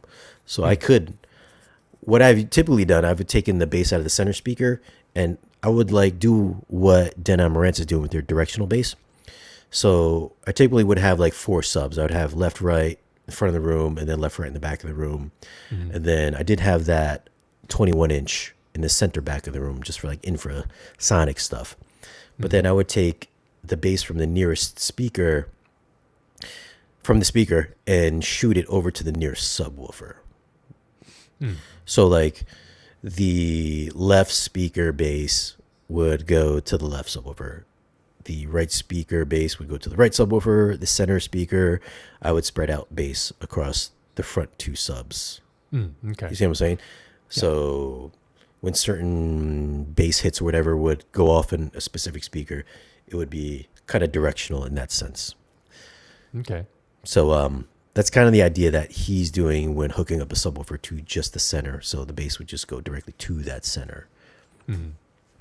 So never had to do that because I could just do that in the processor itself. Right. Right. So, I mean, I would probably do something like that. I mean, if I had enough speakers to pair up with each speaker, I think that would be a pretty cool idea as well. I kind of mentioned it in the DevTech video because they have the built-in subs in their speakers, and I think it makes a difference for sure. Yeah. It's definitely more exciting sounding. Yeah. So, but I probably won't do that unless I get a lot of matching subwoofers. Then I would probably do that. For Yeah. sure. Then I would do that. Yeah. But I don't think I would have a bunch of rel subs unless they wanted to send me like 5 or 6 subwoofers. Then I would do it. That'd be nice. Yeah, it'd be like super cool. I know. I mean, you could even probably do, bass shakers. So that's something to think about with that much room in home theater. I mean, I did have the Crosins Yeah. for a little while. They let me have those for a little bit, and I had to send them back. They're super cool sounding, especially when you're listening at lower volumes. But I think if you have big enough subwoofers in there, you still get that tactile sense anyways at a certain level. Yeah, true. Like your chair and your room is going to shake anyways. But I think at like lower volumes, that's where it really made the most difference for me, at least. For me, at least. I don't know, maybe it's different for some of you guys, other guys out there, but. Yeah. Or, what would be cool? I tried to do it, but I couldn't get it to work because I couldn't figure it out. I wanted to do like headphones with the bass shakers. Yeah, man. Yeah. Because that's really the only thing headphones are missing. Yeah. Because obviously they can't dip down that far with drivers that small. Yeah. So, because I wanted to add that into the video. I was like, how can I get these to pair up with the headphones? Yeah. I don't know if I came up with a solution or not, but I don't think I did because I didn't put it in the video. But that would be so awesome, though. Just having your, just like do the headphones on. It'd be like so sick. I know. Because then you get that chest pounding, butt pounding bass that you just never get with headphones. Yeah. Yeah, that'd be sweet. Because I had those JVC Atmos headphones at the time. I was like, man, this would be it. YouTube, Dave. What is this? Dude, do you get these emails where it's like, hi, I love your channel. I want to help grow your channel. Oh, yeah. I want to create shorts for you or whatever it is.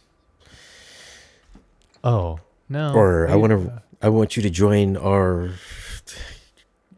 team and I'll promote your channel for you and grow your channels. Yeah, I'll get like social media marketing emails like that, yeah. Yeah, all the time. You could do so much better. Just pay us money and we'll have your stuff go out to millions of eyeballs. Mm-hmm. Sure. Mosey Around is here. He is also a Patreon member. Crowsons and Earthquakes For the win. For the win. Listen, if you guys, hold on. Before I try to promote this, do you happen to have yourself a Patreon there, Elan? I do, but I haven't You don't added anything. I don't really do anything extra for it. You try to pimp it. You don't try to pimp it out. Nah, it's clearly for just donations. I mean, if you really enjoy what I do and you feel like you want to donate to my cause on a monthly basis, by all means. But yeah, join his Patreon. I haven't done anything extra. Listen, if you guys want to join Patreon, either for me or Elan, I will leave some links down below in the video's description. If you want to follow along the journey that both of us have, we'll be sure to update our Patreons. But if you want to join mine, it is patreon.com/Shane Lee. That is patreon.com/Shane Lee. You can join up for, I believe it's a free trial. Or if you want to join up the channel, you can join for as little as $1 a month. That's $12 a year. I mean, if you can't afford $12 a year, I don't even know what you're doing in life, because it's wrong. It's $12 a year. I dropped the link in the chat. $12 a year. Support the channel. If you like the stuff that I do, it's $12 a year. You get some free perks. You get to chat with all of us on Patreon. There's messaging. We give away free movies. Got a bunch of good dudes there that share digital movie codes all the time. We're giving away free movies. All kinds of goodies over there, man. Why would you not do? Show a little love. Show a little class. Join patreon.com/Shane Lee. And I'm always available 24 hours a day. If you want to direct DM me, hit me up. I know Mosey's hit me up a few times. He's hit me up a few times about those Ascendo speakers, and guess what? He went and got himself 19 Ascendo speakers. 19? And guess how much percentage commission I got off that sale? 0. How'd you know that, dude? How'd you know that? How'd you know that? Just a wild guess. So yeah, that's patreon.com/Shane Lee, and also patreon.com/Elan Osborne. Yeah. Yeah? Okay. If you love what I do and just want to donate and support the madness. Support the madness. And support my future home theater endeavors as well. Yes. Which in turn turns into content for you guys. Mm-hmm. And then some, hate content for other guys. Of course. What is this? I get that type of stuff in the trucking industry all the time. Emails, it's 5 or 6 times a day. I mess with them sometimes. LOL. Oh, Mr. AA is a Patreon subscriber as well. AA, you don't hit me up enough. Ron. Yeah, AA Ron. So that's patreon.com. Let's see. Do we have any interesting comments here that we should address before we log off? You said you have a podcast coming up with Mr. Home Theater Gamer. Yeah, honestly, actually, that's a 2024 update for my channel. Is that Home Theater Gamer, aka Brad? Brad and I are gonna try and do either every couple of weeks or possibly even weekly live stream. Yeah. Just kind of going over maybe some news, some home theater or home audio news that has happened throughout the week, and also just come up with like a major topic to talk about in every live stream. But yeah, we're partnering up. We're going to try and do that.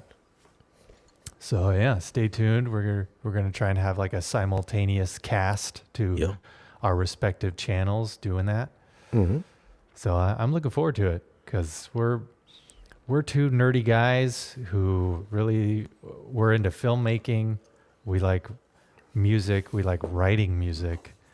So we're Yeah, we got a lot of stuff in common, and we like to just talk about dumb stuff and do crazy accents and voices. So we're going to try and entertain you folks more often. So be on the lookout. You love to do accents. Bloody hell, another home theater podcast on YouTube. Too many of those. Here's the question. Doesn't Pose Acoustics have the in-wall Perlissons per Youthman's latest video? Yes, Matt does have the Perlisson in-walls in his home theater. And matter of fact, he has been helping me kind of narrow down some of my acoustic options for my new space that I'm going to have. Drywall and like doors and, you know, carpeted walls and fabric walls and stuff like that. We're going to be doing, I believe, a couple sessions on here where we'll discuss, you know, some retrofitting of rooms to improve your acoustics for home theater. Nice. And maybe two channel as well. And I'm thinking of doing that and then maybe overlaying some of the work, the construction, maybe not so much construction, but like the upgrades, like the retrofitting of the drywall and stuff like that during the conversation. So you guys can see exactly why we're doing double drywall and adding 200-pound doors or putting a speaker where we're putting it. So stuff like that. So that's going to be coming up on the channel as well. So be on the lookout for that. So Matt will be here at some point in time, probably next month at some point in time. So that should be a pretty good video series. And also, you guys can probably see some exclusive content, behind the scenes stuff on patreon.com/Shane Lee. That's on Patreon. With the double drywall walls, is obviously that's for deadening sound and acoustics, so it doesn't bleed into adjacent rooms. But is it also for rigidity, for like when you're pumping that bass in, it's not going to rattle your walls? Correct. Yes, soundproofing, man. It's going to be like dead in there. Yeah, quiet. I don't know how it's going to affect the bass. I mean, I'm not going to know until we actually do it, but yeah. So sound not coming in and then sound not leaking out. Obviously, just doing what I'm doing, technically I would have to rip out the existing drywall to decouple the drywall from the studs. But I'm thinking about maybe making the room a little bit wider at some point in time. So I was like, I don't want to do that right now. I just want to get it up and running. Yep. Because I haven't done anything in it's going to be like 3 months. That's like a quarter of a year. So I want to get going at least for a good solid year or so. And then if I'm going to expand out, I'll expand out and I'll do it the right way. Take out some of the drywall, decouple the room, and then make it totally soundproof. But and then at the same time, I was like, I'm going to be in a neighborhood that doesn't have traffic like I'm used to. Like traffic is always driving back and forth, no matter the time of day. This is just like in a quiet cul-de-sac. So I'm not going to have to worry about too much disturbing any neighbors or neighbors disturbing me. So it'll be pretty quiet anyways. Yeah. But it's going to be fucking sick. Yeah, it's going to be sick. I can't wait. It's going to be pretty cool. It's going to be cool. I can't wait either. There is another YouTuber who moved out of his apartment into his new house. What YouTuber is this? Was that you? You did that last year. Yeah, that was. Yeah, that was a while ago. Gee, Wendell, how are you not going to know Elan's name? He's right here. Wendell. Oh, Devin Lott is your P.O. box. I'll send you a nacho machine. Devin, are you going to send me a nacho machine? I will take a nacho machine. It better not be used. It better not be used. I think Devin is on my YouTube, my member thing. I believe so. Yeah. Devin. I'll take a nacho machine, 100%. I made nachos the other day. Yeah. What else we got here? Yeah, my theater room is in the family room. Kind of sounds similar to what Shane is planning. I just don't need as many speakers. I'm not going to have a lot of speakers in my living room. You're going to Yeah. have probably more speakers than I will. Yeah. Yeah, we got a lot of comments here, man. Probably should have starred them as we went along, but I did not do that.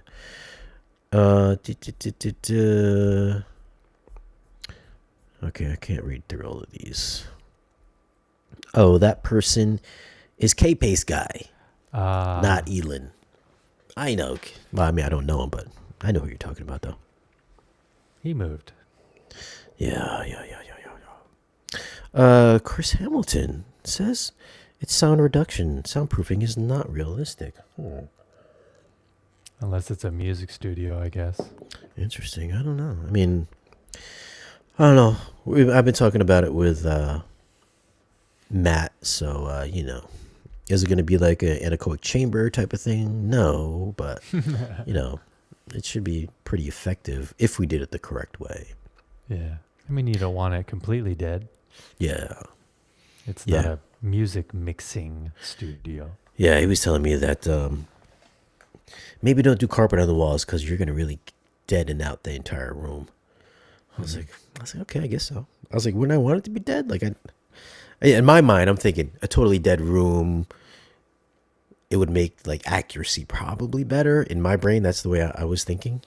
Mm-hmm. Like you could really hear the directional effects better if it was a totally dead room. But hey, no, I'm no acoustician, so what do I know? Yeah, I've heard that like if you have too much acoustic treatment and it is too dead, then it's going to make your processor work that much more. Because you definitely still want some character in your home theater. So that's why having, acoustic panels every once in a while is great. But if it's just wall-to-wall acoustic treatment, that's too much. Yeah, interesting. Yeah, I have to ask about that. Yeah. We'll have to get him on here to give us the lowdown on that. So we'll see. But okay. Was there anything else? Was there anything else you wanted to discuss before we get up out of here? I think that's it. I think that's all that I had coming up. Did you purposely match your headphones to your jacket? Yes.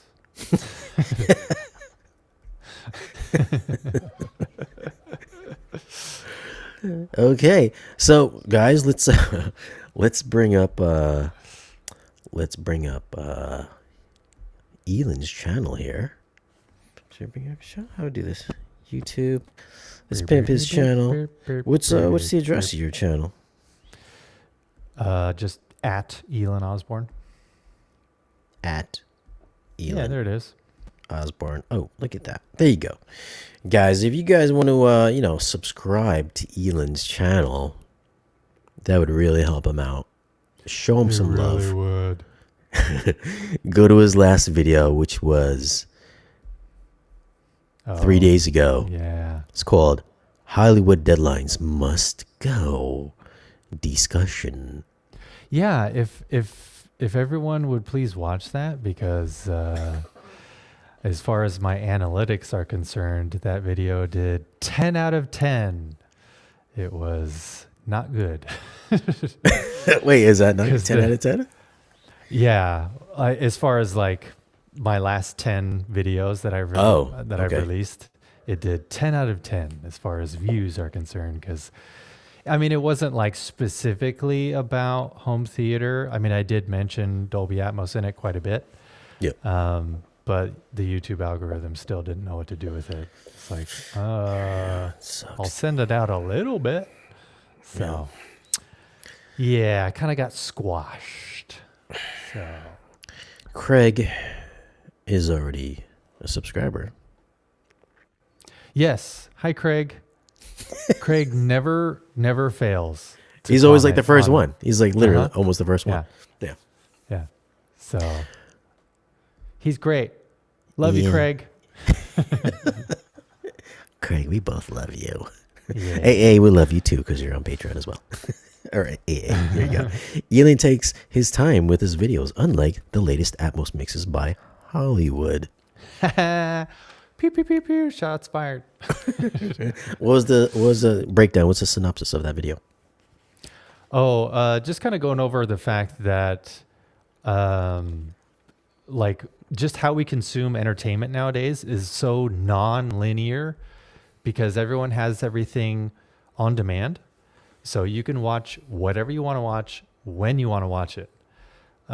So because of that, it's like, why do you have to have a release date before you even have a finished script? Just to say you're going to release something in a couple years or whatever, just don't even do that. Like, if something comes out and it's a total surprise, I'm fine with that because I'm going to make the decision still if I want to go to the theater and see it, or if it's on a streaming platform exclusively, all I have to do is sit on my couch and, press enter and watch it. So, like, I just want more time and effort put into these movies instead of having these crazy deadlines where everything has to go so quickly to where corners are cut and it's not as good as it could have been because you just rushed it. So just take as much time as you need to take. We'll be here. We're going to watch it whenever we want to watch it anyway. So just do it right and make it quality.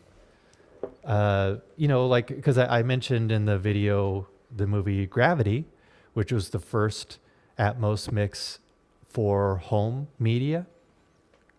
And they took so much time doing the Atmos mix on it because it was totally brand new at that time. And so just the fact that they took that long to figure out what it was going to do, how to do it, how realistic they could get, that's why it's still one of the best Atmos mixes out there today, because now that Atmos is, demanded with everything nowadays, it's so stretched thin that not enough time and not enough money is being put into it. So they just need to take a step back and not worry about deadlines. Because I mentioned Nintendo in it, and the latest Mario, Super Mario Brothers Wonder. Yeah. The Nintendo team in charge of it was given no deadline whatsoever. They're just like, make it, do what you need to do. We'll be here and we'll release it when you're done. And it's one of the most unique Super Marios ever that I've ever played. Just so many different aspects and little features and little Easter eggs and things that make it super fun. It's something that it's Mario, so it's been around forever. So they're not just going to make another Mario game. So they had to come up with something really unique. So they're like, all right, just take your time, man. Do what you need to do, and then we'll release it when we release it. So Hollywood needs to take that same approach, because COVID has obviously changed movie watching as we know it. Yeah. So they need to take that same approach. Just take your time. We'll be here. We'll watch it. Yeah. This is hold on 1 second here. And broadcast. Oh, that's weird. Huh. Are we still live? Yeah, it Yeah, we're says still live. Why did it say? I just got a notification. It was like, broadcast will end in 6 seconds. I was like, what? Oh no. Oh, that's weird. So we had a little interview thing with over on Audioholics with I think his name was John Weintraub. He mixed all of the Atmos for the the sequels to the Star Wars movies. I mean, that's pretty much the pinnacle of Atmos mixing. I mean, if you're mixing a Star Wars movie for Disney, you're not really going to get any better than that. I know, right? And he was saying that, maybe what we're experiencing is because audio is the last thing that they care about. So that's the last thing on the production. So, and it is pretty rushed. Yeah. He said the audio is always rushed. So what you might think that you're getting, I yeah, mean, I even mentioned that in the video. It's like people are trying to say it's the mixing engineer's problem. It's like, no, man. They're, especially with like Skywalker sound, they're there for a reason because they can definitely put out an amazing mix. So if all you're getting is a crappy mix, it's gotta be because they weren't given enough time or enough money to mix just like all these crazy sounds going across the soundstage and the yeah, height channels and everything. Yeah. You and get what you get. and for Atmos mixes are, they're hard to make if you think about it. For like a 2-hour feature length film, it's not like you're going in and cutting in, somebody's going to be like, hey, I'm going to remix this specific 2-minute scene and it's super easy. Just remember that these guys have like 2.5, 3-hour, 4-hour sometimes feature length film where they're panning hundreds of sounds, objects. Yeah. So that takes a long time. And then when you get the studios that are just like over your shoulder, like, listen, you guys got a month to get this done. That's gonna be fucking tough. Yeah. So Exactly. so then our mixes suffer, and I'm trying to think the last really good mix that I've heard that was just like super active. The only thing that really comes to mind is like I think the Netflix movie, The Adam Project. Oh, yeah. Did you see that? Uh-huh. Yep. That That was is- a good mix. Yeah, Yeah. great, and it's a streaming mix too. Such a good mix. That's the only really movie that kind of sticks out in my mind. I don't think they have deadlines. Those Netflix guys. It's like, I know. I don't think so. Cause yeah, like I've been surprised with Netflix releases. Like Yeah. all of a sudden on like the homepage when you go to Netflix, it's like, Yep. whoa, where did this movie come from? yeah, Like I didn't even hear about it. I didn't even know it was coming out. Yeah. Yeah, they're pretty good about doing that. Did you watch Rebel Moon? Yeah. What'd you think? Give us your take on Rebel Moon. Well, I mean, it's not that I'm a Zack Snyder hater because I've seen a good Zack Snyder movie before, but it wasn't for me. Let's say that. If it was geared towards a certain demographic, clearly I was not part of that demographic because it was just, there was no plot. It's clearly just a ripoff of Star Wars.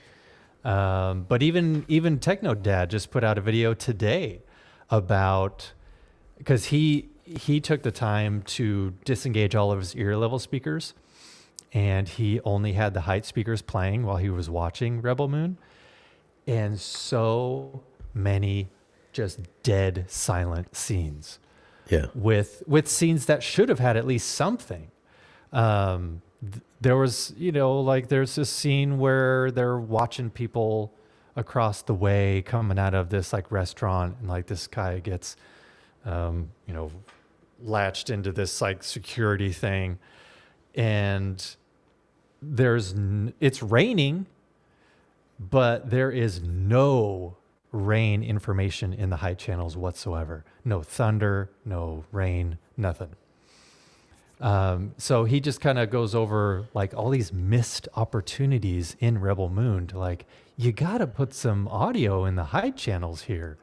It's technically Atmos. It says it's Atmos when you look at the different audio choices, but hardly any information in the high channels. Right. The LFE channel was huge. It had some really cool LFE moments, but almost nothing in the high channels. Man, it's unfortunate. Usually Snyder has some pretty banging audio mixes, so I know. yeah, it's really weird that he missed. That seems like, I mean, I watched it on a 5.1 system, and I mean, it sounded pretty good for 5.1, and the bass definitely was rocking on a 5.1 Yeah. system. And Right. I'm talking like an entry level 5.1 system. Yeah. But the movie itself was listen, I'm a Zack Snyder fan. I'm always rooting for the guy because he kind of got crapped on with the whole DCEU thing. Yeah. True. I mean, Man of Steel is totally underrated. I love Man of Steel. It's a great movie. Hmm. I love the BVS director's cut. Hmm. Still the best Batman. Hmm. And then Army of the Dead came out, and I thought that was a fun movie. He didn't like Yeah. change the genre or anything like that, but I thought it was a fun movie. I know Yeah. a lot of people hated his lens choice, which kind of carried over a little bit into Rebel Moon as well. The Yeah. I think he said he shot it with like a .94, .95 lens, so you would get that real shallow Wow. depth of field Yeah. in many of the shots in Army of the Dead, also in Rebel Moon as well, which I'm sure you Hmm. probably noticed. So you get Yep. that blurry, everything in the center of the screen was in focus, everything on the periphery were obviously blurry. Hmm. So that what that would do would it would pull your focus to like the main character, like in the Right. center of the screen. So you're Yeah. really focused in on that. So he was the cinematographer of both of those. People hated that. I didn't mind it. I liked it. Army of the Dead, fun movie. I thought it was really good. I hope there's a sequel for that. Rebel Moon, I Yeah. went into it thinking like, yes, he said this was originally a pitch for a Star Wars movie. They Yeah. turned him down. We got to the possible rape scene in the garage, and then I was like, oh, that's probably partially a reason why they wouldn't want this as a Star Wars movie. I was like, Yeah. okay, so maybe he'll, you know, I get it. There's gonna be the whole revenge thing with the main lead character. She's gonna beat up the bad dudes. I was like, cool. We're gonna get some slow mo action. I don't hate slow mo action because he's like the only one that does it. Maybe Michael Bay Hmm. for a little bit, but maybe like two directors will do like slow mo action Yeah. effectively. People always complain about slow mo action, but like, how much slow mo action are you watching in movies to really be complaining about it?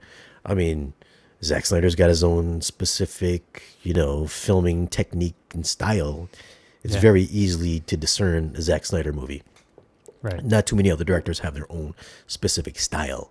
Hmm. I would even venture to say, does Christopher Nolan really have a specific style other than his IMAX footage?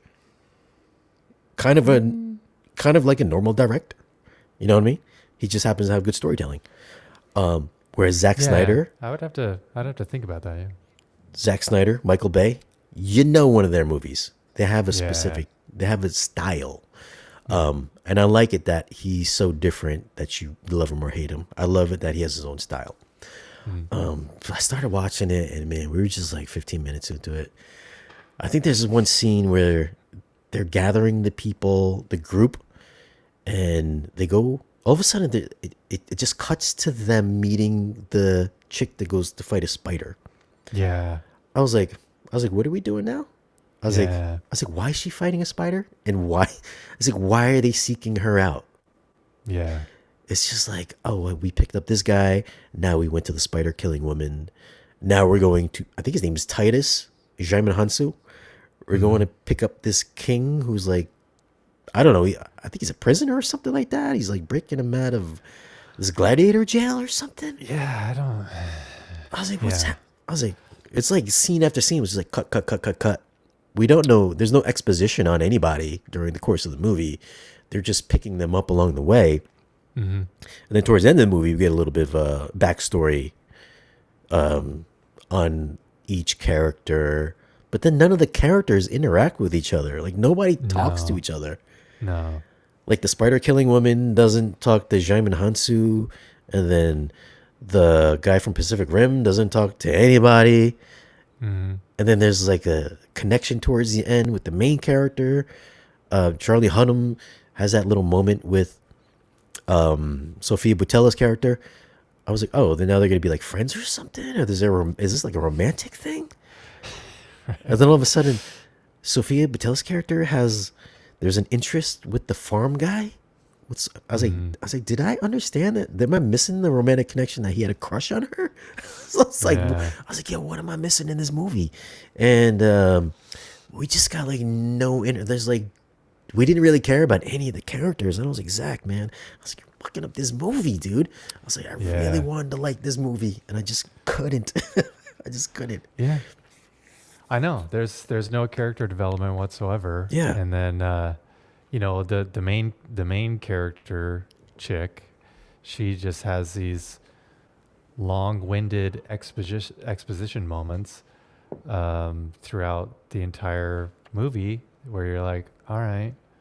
I mean, I guess that's good to know your backstory, but you probably could have done it in a, I don't know, more entertaining way than just having to go to another flashback again.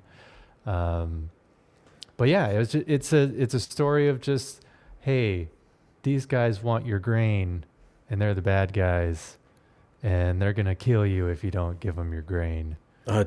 Yeah, dude. I said that. I Um, watched it with my buddy. I was like, are we starting a war because they're trying to take out this farm? I was like, is that what this whole story is about? Like, is that yeah. what it was? I was like, we're going on this mission to save a farm. Like, you got to Yeah. get another 6 people to go save your farm. I was like, come on, Mhm. man. It's got to be something a little bit deeper than that. Yeah. Honestly, that's what made me think of A Bug's Life. Do you remember A Bug's Life? Yep. The ants collected food for the grasshoppers, or else the grasshoppers were going to kill them. Yeah. So I was like, yo, this is A Bug's Life meets Star Wars. Just- and yeah, zero character development. So Yeah. I was, God, so bummed out, man. I think he yeah. did say there's like a director's cut. That's gonna be There will longer. be, and it's Yep. going to be rated R and not Yeah. PG-13. Yep. So And the fight scenes, man. The fight scene during that whole rape scene, supposed rape scene, like it was okay, but I was like, it just wasn't that good though. Like the action scenes were like not that good. I don't know what's yeah. going on with these action scenes. I was like, Zack Mhm. Snyder, you know how to do action. Like what? I was like, that whole fight scene was just like, it was like okay. Yeah. It just wasn't that great. Mhm. Oh, man, I was just so bummed. I mean, I wish I could have heard it what it would have sounded like with Atmos, but Yeah. cause I thought it was going to be good because the 5.1 sounded good. But Mhm. all right, well, I guess I'll have to wait till the director's version comes out on Netflix and watch that in Atmos. I guess so. Hopefully it'll be better. Question Yeah. is for you guys: what did you think of Rebel Moon? Did you like it? Did you hate it? How did you like the character development? Are you looking forward for the sequel? How did Yeah. you like the Atmos? Did it sound better as 5.1, 7.1, or does it sound better as Atmos? I've been hearing mixed reviews on it. I would like to know myself. Leave your comments down below and let us know. Also, how did you feel about the video quality? I thought it looked good. Like stylistically, I thought it looked good. Although it did Yeah. feel kind of small. Like you could tell he shot it on a soundstage. Yeah, exactly. There wasn't a lot of shots that really gave you a sense of massive scale. Yeah. Um, Yeah, that sucks. Oh, it's like a Disney Plus show. Yeah, exactly. Yeah. No, I just watched a video yesterday just about that very issue that's Yeah. happening now, and it has to do with the volume. The curvature I've ever seen. Yeah, the volume. It's harder to get a grand sense of scale when you're using the volume instead of just having like practical things set in the actual shot with the actors. Everything just happens to be in the volume or just digitally put in there. Yeah. So it's really messing with the sense of scale, and everything just seems flat. Yeah. So the video I watched yesterday on YouTube about this was comparing Tron Legacy with Yeah. modern Disney movies, and how just the cinematography in Tron Legacy is just so much better than like the latest Ant-Man that just came out, because there's leading lines, there's a better sense of scale, a better use of spaces and shapes to just really sell just a really good shot. So yeah, this whole volume thing is kind of Yeah. screwing everything up. Yeah, I mean, if you look at a lot of those shots, you can see a lot of the sets are they're rounded. Mm-hmm. So a lot of the stages you'll see, just like the backgrounds. Like I think what was the last one I saw was what was that last show that just came out? I forgot what it was. Which one? Last Disney one? Yeah, with the Marvels. with the Sith guy with the beard. Oh, yeah. So you can. It's so good. You forgot what it was called. Uh-huh. But a lot of the stages they're curved because they're round because the volume has just a round screen, and you can tell all these sets they're rounded and they just very easily noticeable nowadays. You just don't. Unfortunately, Rebel Moon. I don't want to say his set was rounded, but you could tell it was like it's just digitally manipulated. And then he would come in with like a group of bad guys, but there would be like 6 of them, and guys with like flags. I was like, "Where's the other 100 people?" I mean, it's kind of strange. Yeah. It just felt small all the time, which is a bummer. Okay. Oh, hold on a second. They are literally not reading any of our comments. Listen, we're reading all your comments, man. It's just if we're in a conversation, we're not gonna stop mid-conversation to read your comment. But we're already running pretty late. I don't want to keep Elan up longer than we need to be. But thanks, guys, for all hanging out with us tonight. Yeah. We definitely went a lot longer than I thought. But that's cool, though. But thanks for hanging out with us tonight. Subscribe to Elan's channel. That is Elan, youtube.com/@Elan Osborne without a U Correct. /videos. And if you guys want to sign up for Patreon as well, it's patreon.com/Elan Osborne or patreon.com/Shane Lee. Thanks for hanging out with us.